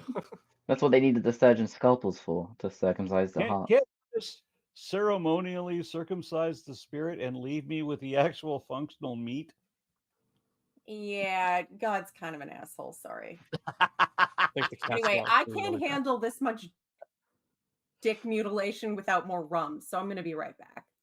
And now finally, a quote from John of Damascus, who writes, "Now this was a figure of baptism, for just as circumcision cuts off from the body a part which is not useful, but a useless superfluity, so by holy baptism are we circumcised of sin. It is obvious that sin is a superfluity of concupiscence, and of no use. For it is impossible for anyone not to have any concupiscence at all, or to be entirely without any taste for pleasure. But the useless part of pleasure, this is the sin which holy baptism circumcises." Oh yeah, I'd love to backhand that guy. Oh, all right. So PhD Tony offers $5 Australian and says, "Is there some sort of appeal to sunk cost fallacy to ritual mutilation? Having undergone this trauma, are you less likely to abandon the group / ideology?" No, I don't think so. I don't think I don't think so. there's any. I don't think there's any cost fallacy to it, but there is. There possibly is like an early, like in-group, out-group thing, right? So if you're Well, cut, you're in the in-group. definitely was. You had to have all the Philistines had to cut off the tips of their penises in order not to be murdered, right? We all had to succumb in the most painful personal way. I think they were killed first, but I can't remember. Why the Oh yeah, fuck they would were. Yeah, I think they were killed, the and Philistines then were he killed. Boy, am Well, I you see, took David remembering was- as that a wrong. souvenir. What is the Point of point in clarification. circumcising a corpse? It's for Michal. It's lighter than I a have an head. answer actually. Yeah, Remember, he was buying his wife and Because that's his- what you his- do. yes, he was buying his wife from the king that he had already earned by killing the giant. And the king said, "Bring me the foreskins, 100 Philistine foreskins." So we brought 200 because he's a go-getter like that. But the I thing actually is, think it's 2,000. If he killed the giant, doesn't he get like the entire field of green beans? yeah, no, that's no, he gets the golden goose, but Saul killed it. But the thing is, though, if he David, you have to understand, remember, he was such a murder hobo that if he had just said, "Go bring me the blood of, go kill 100," he might have killed anyone. He might have killed Jews. You go through the corpses and take their foreskins. That's how you prove that you killed not Jews, because David was that much of a murder hobo. Mm. And I will justify that. Keeping him on target. Exactly. Okay, I'll continue. But did he say that he should kill them, or did he say just bring me foreskins? And then he was like, "Well, I could convert them, or I could just kill them." No, he just. Oh, I'm sure it's David. Come on, when did he ever not kill someone when he had the option? Well, okay, maybe individual men, but not whole groups of men. And yeah, no, it wasn't his second wife. He should have earned the king's eldest daughter for killing the giant, but Saul didn't want to do that. And then Michal really, really wanted David and had a massive girl crush on him. And then Saul sort of tried to compromise by saying, "Hey, I want to marry Michal instead for 100 Philistine foreskins, and maybe you'll get killed on the way because I kind of am done with your shit, but I'm not going to say that." And then So are there objective criteria to earning the king's eldest daughter? Well, she was promised if he killed to anyone who killed Goliath. But then again, Saul didn't want to follow through on that because David was all. What if the person who killed hobo-y. Goliath was the bombatic battle bitch? Yeah, again. I don't think David's really interested in the oldest daughter. I think we're focusing too much on David and not Joshua. You're right. We haven't got to David yet. Yes, Mom. Go eat your veggies. So on circumcise the Israelites again. The Hebrew Bible reads, "Circumcise the Israelites a second time," as seen in the KJV. This reading is strange since Joshua never circumcised the people before. The reading again is omitted from the Septuagint. Van der Meer, in the words of Butler, writes that Septuagint avoids literal understanding of a second circumcision of adult males that had already been circumcised. And Rashi writes, "There had already been a circumcision. On the night of their departure from Egypt, a large assembly were collectively circumcised, and this was the second time." Quote. Kimchi writes that Joshua circumcised the Israelites with the help of others. Otherwise, only one knife would have sufficed. Moreover, Joshua couldn't have circumcised the Israelites in 4 days. So that then you get an interesting question. Were the priests, at least the Levites, keeping up the circumcision in-house? Because I mean, the only guys who would have been circumcised, if you're just taking it, are anyone who was under 20 when they left Egypt, but was an adult now. They would have been circumcised. And Joshua and Caleb, his friend, the one who they went into the promised land the first time. Who's the pretty fluff baby? Oh. Yeah, I think there was one more as well. No, there's Joshua, Caleb, and someone else. No, because they were the two spies that came back and said, "Go take it." Yeah. So it would be Joshua, Caleb, and anyone who was under 20 when they left Egypt who is still alive through all the smitings. Rox Talandari offers 50 pounds and said, "Could he just not rolled a natural 20?" I feel like this guy is accidentally putting in extra zeros.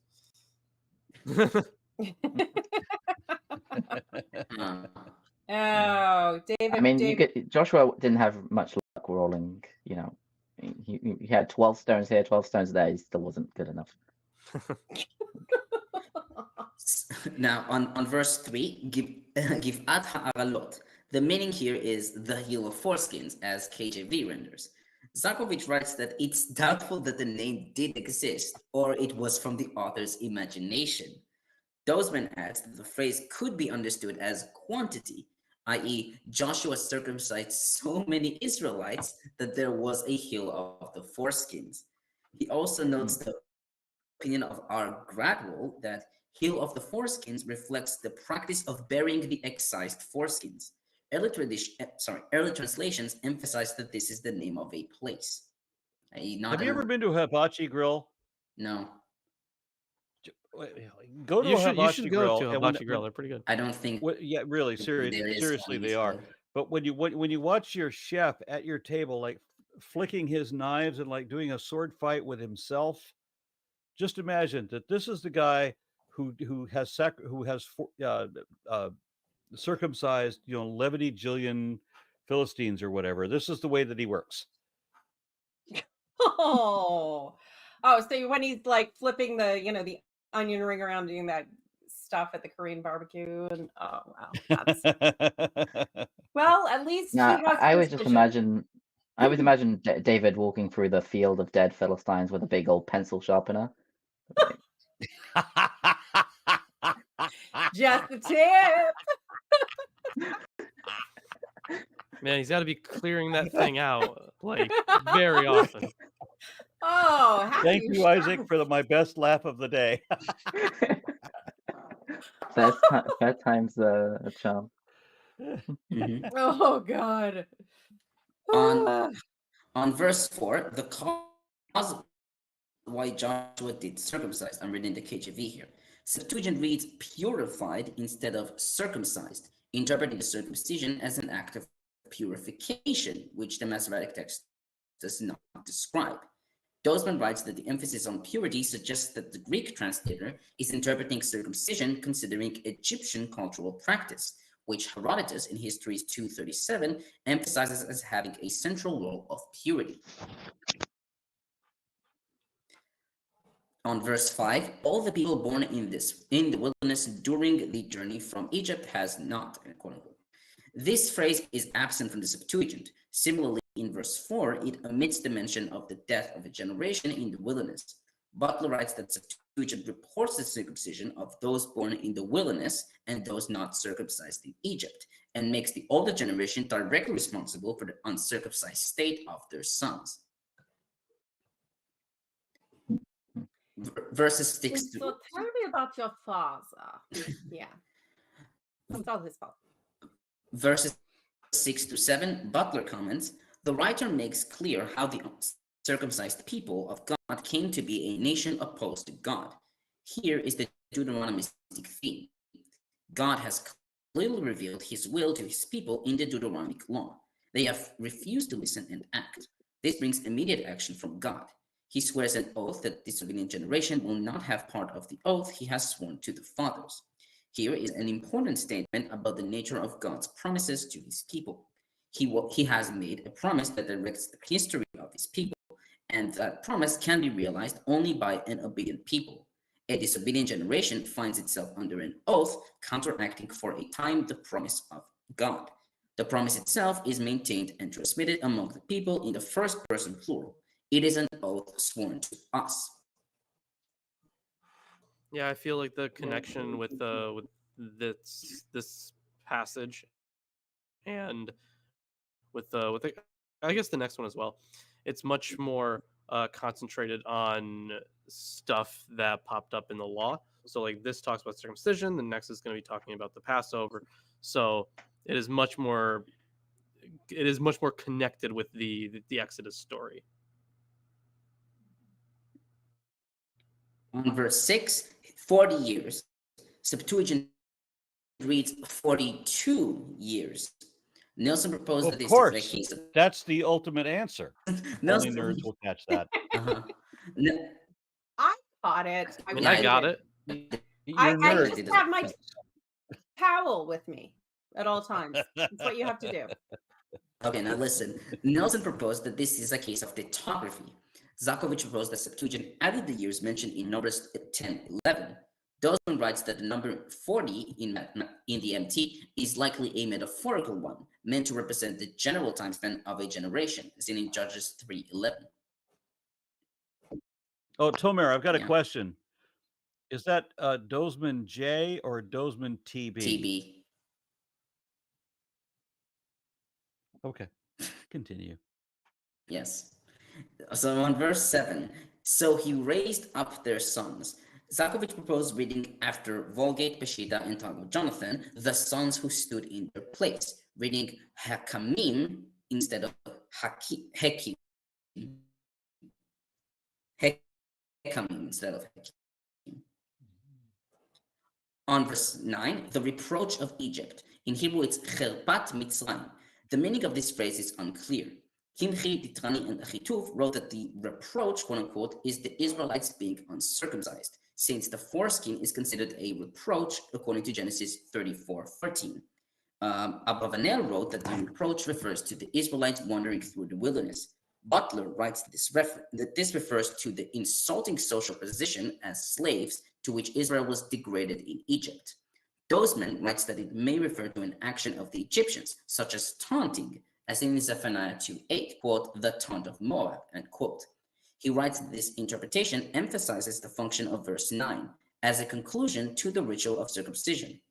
Similarly, Rashi comments, I have removed the ridicule of the Egyptians who had said, see that Ra'ah is before you, Exodus 10:10. There is a star named Ra'ah, which is a symbol of blood. We see it overpowering you in the wilderness, end quote. But they did not know that the blood they saw was the blood of circumcision. And now when they were circumcised in the days of Joshua, and the blood of circumcision appeared, the ridicule was removed. For the mixed multitude that went up with them, i.e. from Egypt, were still taunting them. Yeah, this is like based on why did Pharaoh decide to chase after them after he said they should go? So there's the story about the astrologers, the Egyptian astrologers. They saw that there was a red star above them, or Ra'ah, the star, and this was a sign of bloodshed in the desert. And so Pharaoh was like, "Oh, it's good. It's a good sign for us to go and chase them and kill them." Origin, he writes, first of all, he writes that the physical ordeal of the cutting and killing symbolizes the process of Christ's work and ours in developing virtue, and that Jesus' circumcision purifies the believer by removing the reproach of sins. Yeah. Oh, we need magic purities, so we have to mutilate children and kill our kids. Yay. Everybody praise God. Okay. Yay, that genius who thought up all this shit. Mm-hmm. Okay, I finished this part of my commentary. Okay. Are we ready to move on to the next chapter, or do we want to? There is still more in this chapter. Oh, yeah, we have to finish this chapter. Yeah. It's only a few verses. Okay. Yeah, we can just Crank it out there. Lilith? It's 3 verses. No, Sorry, 4 actually. I was no, muted. 5. I was muted. Yeah, the Wait, verse 10 to 15, 15. right? Yeah. On the evening of the 14th day of the month, while camped at Gilgal, on the plains of Jericho, the Israelites celebrated the Passover. The day after the Passover, that very day, they ate some of the produce of the land, unleavened bread and roasted grain. The manna stopped the day after. They ate this food from the land, and there was no longer any manna for the Israelites. But that year, they ate the produce of Canaan. Now, this is one of those chapter divisions that make no bloody sense, but apparently we start on the fall of Jericho. Oh, I see. Now, when Joshua was near Jericho, he looked up, and Joshua went up to him and asked, "Are you for us or for our enemies?" "Neither," he replied, "but as the commander of the army of the Lord, I have now come." Then Joshua fell face down to the ground in reverence and asked him, "What message does my Lord have for his servant?" The commander of the Lord's army replied, "Take off your sandals, for the place where you are standing is holy." And Joshua did so. Yeah, so weird inclusion there. Yeah, I'm like, why don't you just bump 6 up to verse 13? Makes way more sense that way. But no, we have to indulge God's foot fetish with a random dressed up soldier in the desert and then scene. Wait, where does chapter 6 start for you? Well, it starts next. Yeah, it's the same. It's the same. Oh, it's the same. Okay, I thought you were saying that 13 was the beginning of chapter 6. No, it's just No, I that was saying it would there's make more a sense. break in continuity, probably.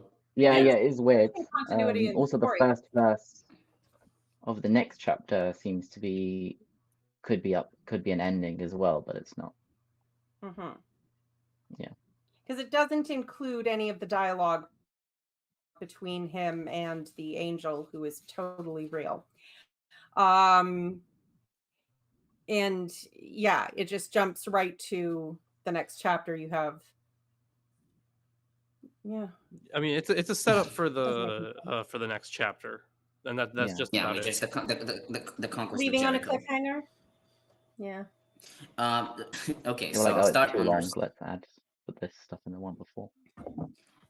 Okay, so on verse 10 about Gilgal, Butler comments, Septuagint does not record the encampment in Gilgal, which is repetitious of Joshua 4:19. MT specifically connects Gilgal and Passover. Septuagint reads the last part of the verse as from evening at sunset at, or in the western part of, Jericho on the beyond the Jordan in plain, expanding the identification of the locale, using beyond the Jordan to indicate territory west of the Jordan rather than east. Hollenberg concluded that what we now read in Septuagint is, quote, clearly meaningless and full of contradictions, end quote. Nelson sees a haplography Septuagint omission of Gilgal and a doublet in the geographical expansion. Van der Meer decides the Greek translator made a successful attempt, quote, to provide a sensible translation for a problematic Hebrew phrase, end quote. Bieberstein acutely finds homo eoteliuton in the Hebrew of the Greek for large. On verse 11, the day after the Passover. According to Numbers 33:3, the Exodus happened on the day after the Passover. This phrase is absent from the Septuagint, but verse 12 there reads, after they had eaten from the grain of the land.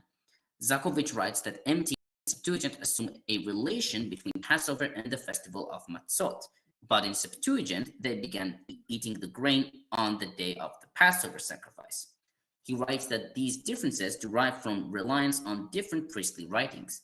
Exodus 12:18, where the eating of Matzot is on the 14th day of the first month, and Leviticus 23:6 and Numbers 28, verses 16 to 17, where it is on the 15th day.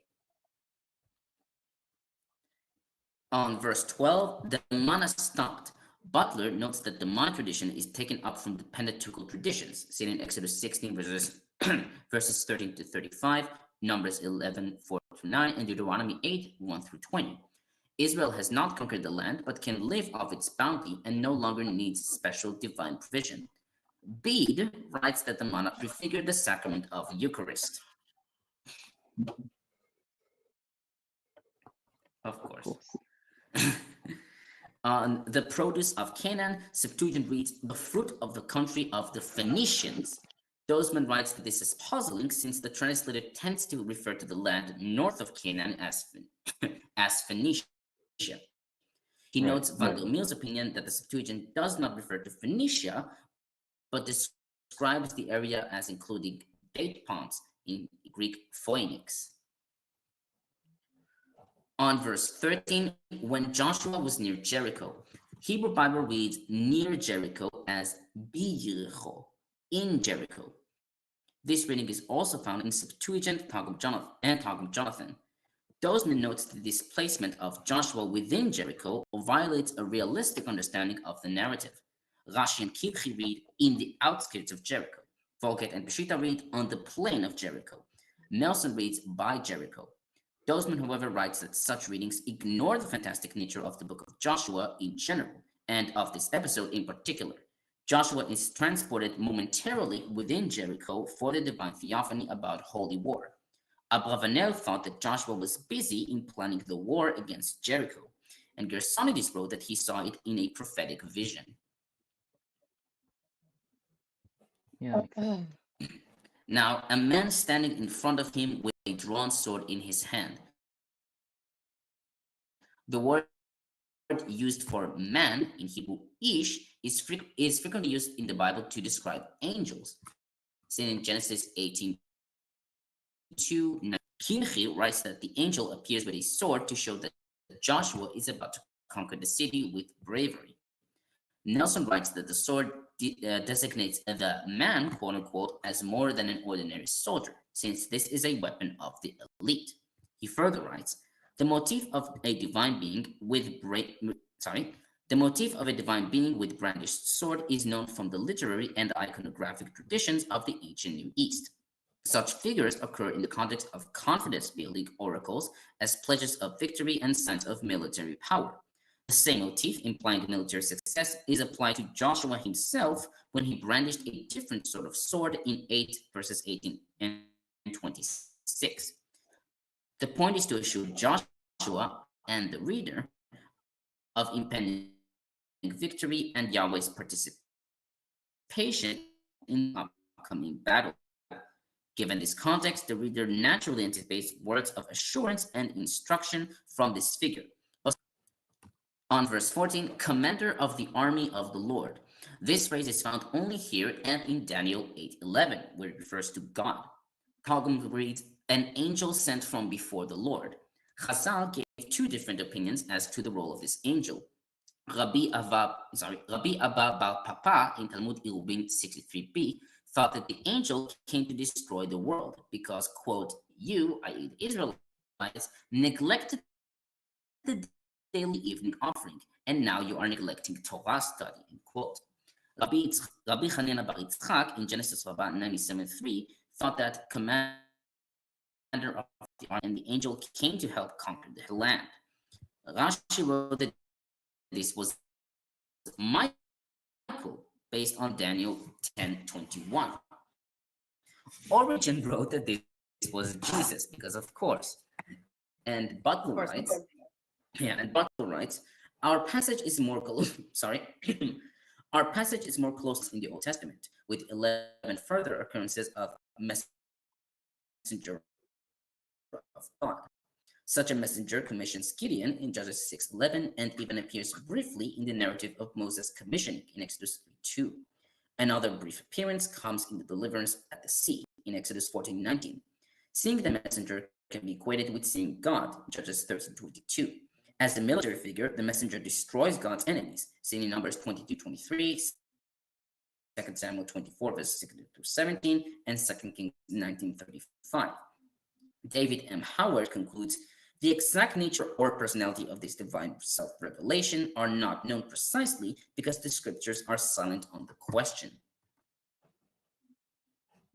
And no, it's not finally. On verse 15, take off your sandals. This is the same order given to Moses by the burning bush in Exodus 3:5.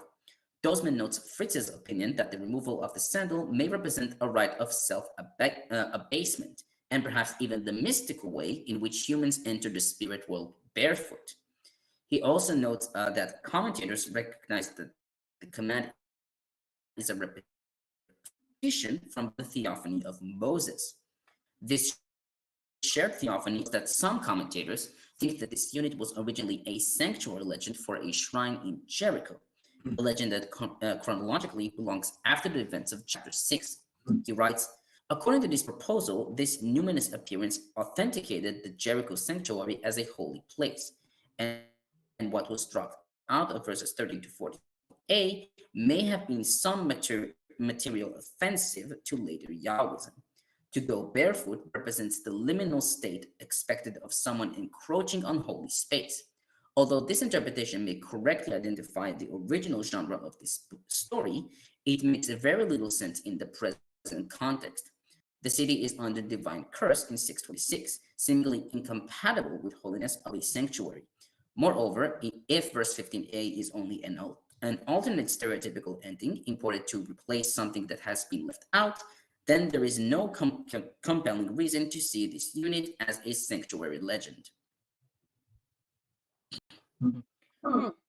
And finally, on the place where you are standing is holy, the designation of Jericho as a holy place has puzzled some commentators, because Jericho was the location of the enemy. Dozeman, however, writes that the designation of Jericho as holy is the rationale for the execution of the ban against cities in the book of Joshua. It makes their extermination a sacrifice to Yahweh and the ban against booty absolute. Origen writes that the appearance of the chief of the army of the Lord in Jericho made it holy. I just want to clarify. Did you say there was a ban against booty? Yeah, taking Yes. booty. That's the word for it, Aaron. Yeah. Well, they weren't allowed to take Yeah. any booty, and someone did, and bad things happened. So Arn, Nice booty you got I'm there. having a lot of trouble at the Yeah, moment that is with what they thought, yes. with StreamYard. I may have to refresh because it's kind of cutting out on my end, which is interrupting the entire show. I'll have to All right, I'm refresh. gonna read some comments. Brax Telandari says, Brax. Okay. Yeah, so I'll refresh and then we'll get Not back. sure what I'm supposed to do. Just Wait a second. can we read? Oh, okay. Just freeze.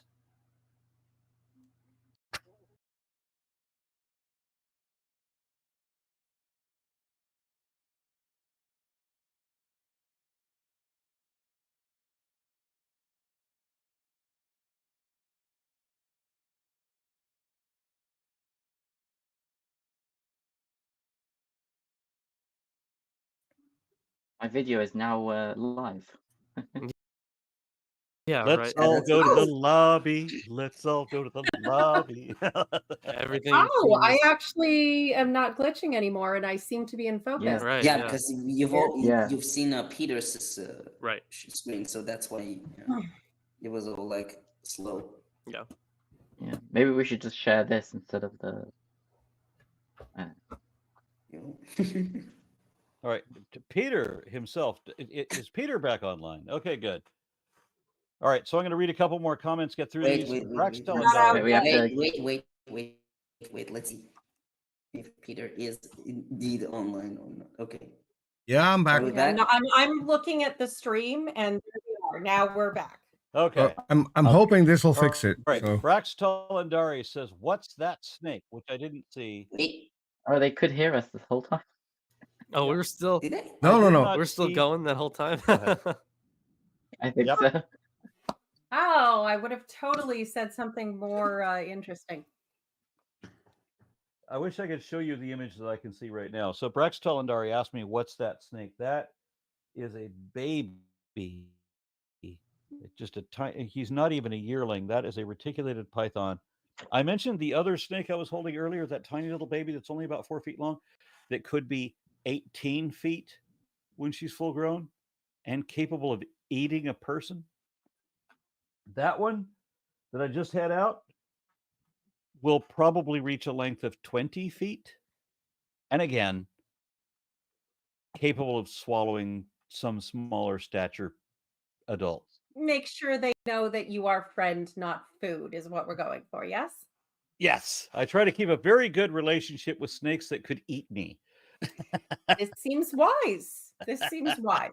I get it. But we also had a question from the Unlucky Legume about that section in 5:13 to 15. Well, there are still more But we comments left. missed out like at least two other comments. Yeah.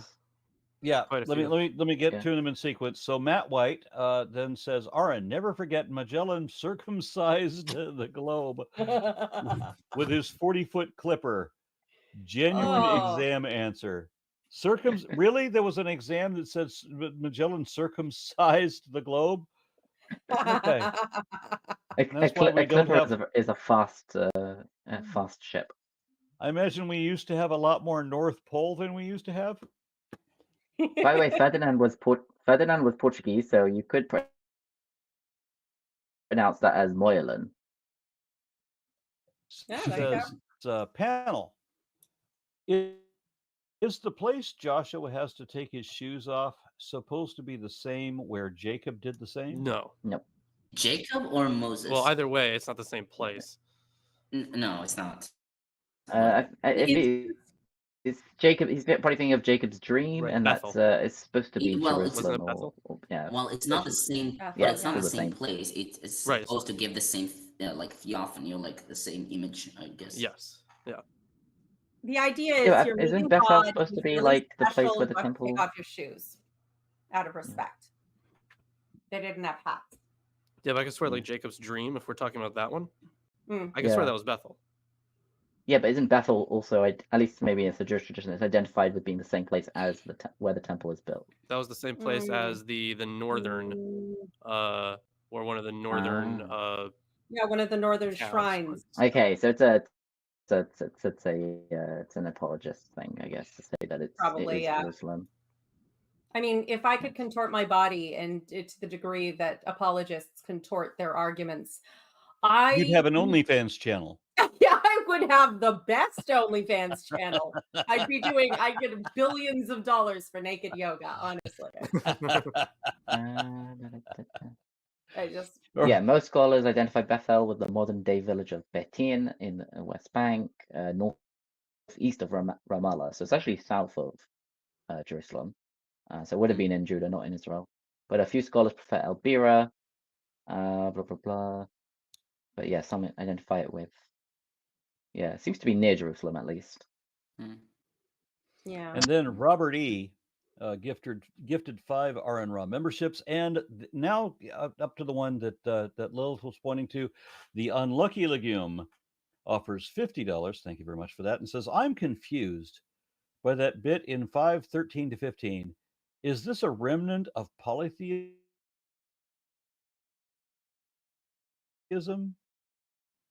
If this angel or whatever, he's under some other Just a god's second. army? Right, so it was different, right? Oh. So like when he asked like, are you one of us or one of our adversaries, he replied, neither, but as commander of the army of the Lord I have now come. So it's like, are you an Israelite or are you an enemy? And yeah, he's neither. He's a fucking angel. But no, I wouldn't necessarily say that is a remnant of polytheism. However, some scholars have argued that this section, along with the next chapter, was part of this greater Joshua story that existed before as a potential source, and which is why it seems in these next few chapters just kind of go kind of quickly. So, but I'm not sure about that. Yeah, but that is a that's potential. possible, yeah. but yeah. Yeah. There are Well, I other mean, it could be a anthropomorphic, Yahweh imagery, That too, like yeah. rather than Because it this does being an specifically angel have or a deity. because it does specifically if you're tying in the stuff with Exodus and the burning bush, right? If that's supposed to be Mhm. God speaking through the burning bush that says that, then this Yeah. this is kind of also going back to my idea that angels are just kind of like extensions of God, like they're not other Yeah. beings, they're just like, I don't know, like his finger or something. Yeah. Yeah, I mean that is an actual like Jewish mysticism, like understanding of angels as being like just extensions of God's emanation, and Right, you have no yeah. free will, and That's you could kind of say how that it's kind of how they appear, honestly. Like when we were first and they're reading job through this. titles rather than like individuals. So theoretically, there could be an individual angel with a memory and everything, but it could be a different individual angel that is Michael or Gabriel at any one Right. time. Well, speaking of God's emanation, that makes me think that there should have been like, for the burning bush, there should have been like a topical cream that could cure that. Not at the time, unfortunately. No, there was no medicine at the time. Everything was fixed by bathing you in blood, possibly shaken off a living bird that was covered. Oh in yes, I grew up in the age where it was all what was it, mercurochrome or iodine? That's Oh, that's a lovely thought. Okay, so Card Picker says, what is more important to actual proof? Text, i.e. Darwin's theory, versus actual fossils, i.e. bones, etc. In a historical context on the formation of mythology? Well, I think they're asking just in general. But if we're but the thing is, if we're gonna build a model, we need well, it depends on what we have, right? That's What is number more one. important to actual If you're proof? Yeah, well, if so you're I can talking tell about- Proof, in the only just case of math. If you're talking the about case of- mathematics, then text. Right. Yeah, if you're talking about Obviously, science, facts are if you're what talking about any science, reputable the text is. the text, i.e., the theory, isn't just text. The theory contains actual evidence. yeah. Yeah, So definitely not It's like text. the whole model. it was a Yeah. century before Darwin came up with the natural selection. There was already a need for it because Carolus Linnaeus had figured out that there's this hierarchy of descendant groups within ancestral clades. And he was a creationist himself who didn't accept that new species could come about except as a special creation by God. And so he was very confused as to how the fuck can this be? He discovered this reality that he could not understand. And this is before anybody knew about fossils. This was 1735. Then Darwin comes along and presents to how new species can be, literally the origin of species. He's explaining how new species can come about, which then explains this. So with those two things, now you've got a perfectly valid theory, and you don't need fossil one, though since then we've been accruing an awful lot of them. This sounds a bit like someone who doesn't want to believe in evolution because there are no transitional fossils. But the There's reality a is, fuck ton. yeah, obviously there I are. have every fossil There technically. are no sacred texts in science. The texts are explanations and talking about found discoveries and experiments and what have you, and putting them together and arguing about how they are best put together. There's nothing sacred. If Darwin is wrong about something, nobody cares. They're just looking at facts and finding out new things, and then we all move on to the new thing. In all fairness, I don't think that. Sure has a lovely. I'll read it. In all fairness, I don't think they were referring to texts in religion being evidence. This was clearly just about the science. Okay. I'd hope so. And the next comment from someone I'm sure has a very lovely sounding Japanese name. But Actually, it's actually an English name. Internet. How the fuck are you guys able to read? There's User. like every language that comes across our screen. Don't look at me. I'm actually learning Japanese and Chinese right now, so I'm like, that's kind of like the Wait, only you're one I've got. learning Like, Japanese and Chinese? Yes. The fuck is wrong with you? Duolingo is fun.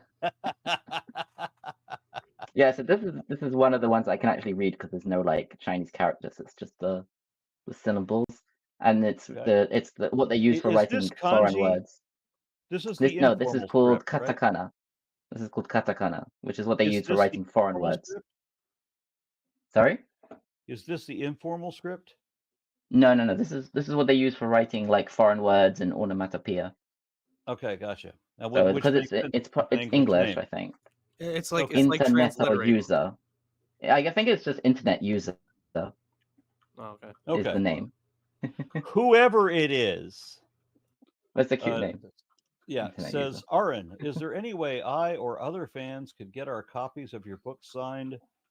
Also, will there be a 10th anniversary edition in 2 years?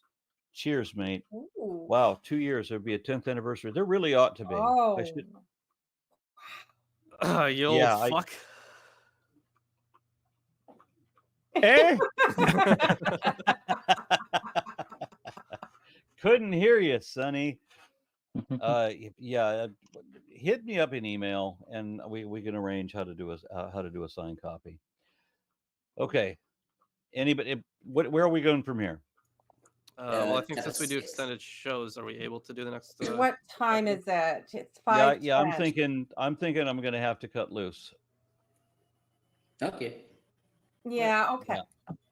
Well, maybe when we come back, since it will be quite a little space of time, I think we should read the lead-in at the to 5 again when we lead into 6, just to get ourselves back on the horse with the, besides, who doesn't need to know about God's foot fetish? So Yes, just like my family, my dad always said, get back on the horse. Ah. All right, so Tuesday the 13th. Yeah, looks like it.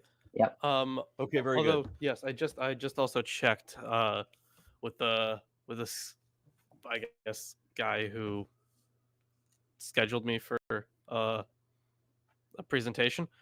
So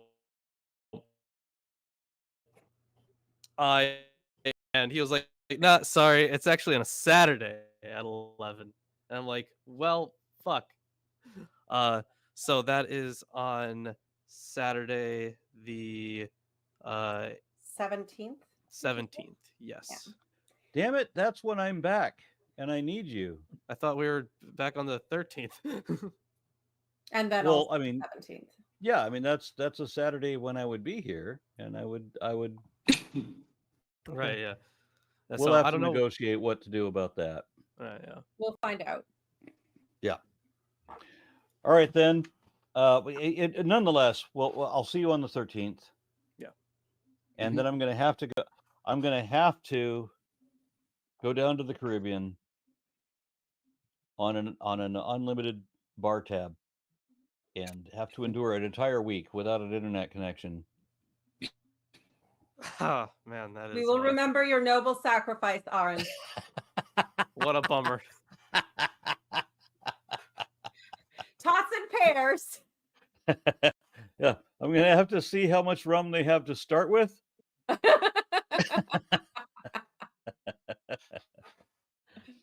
All right. Thank you very much, everyone. See you on the 13th.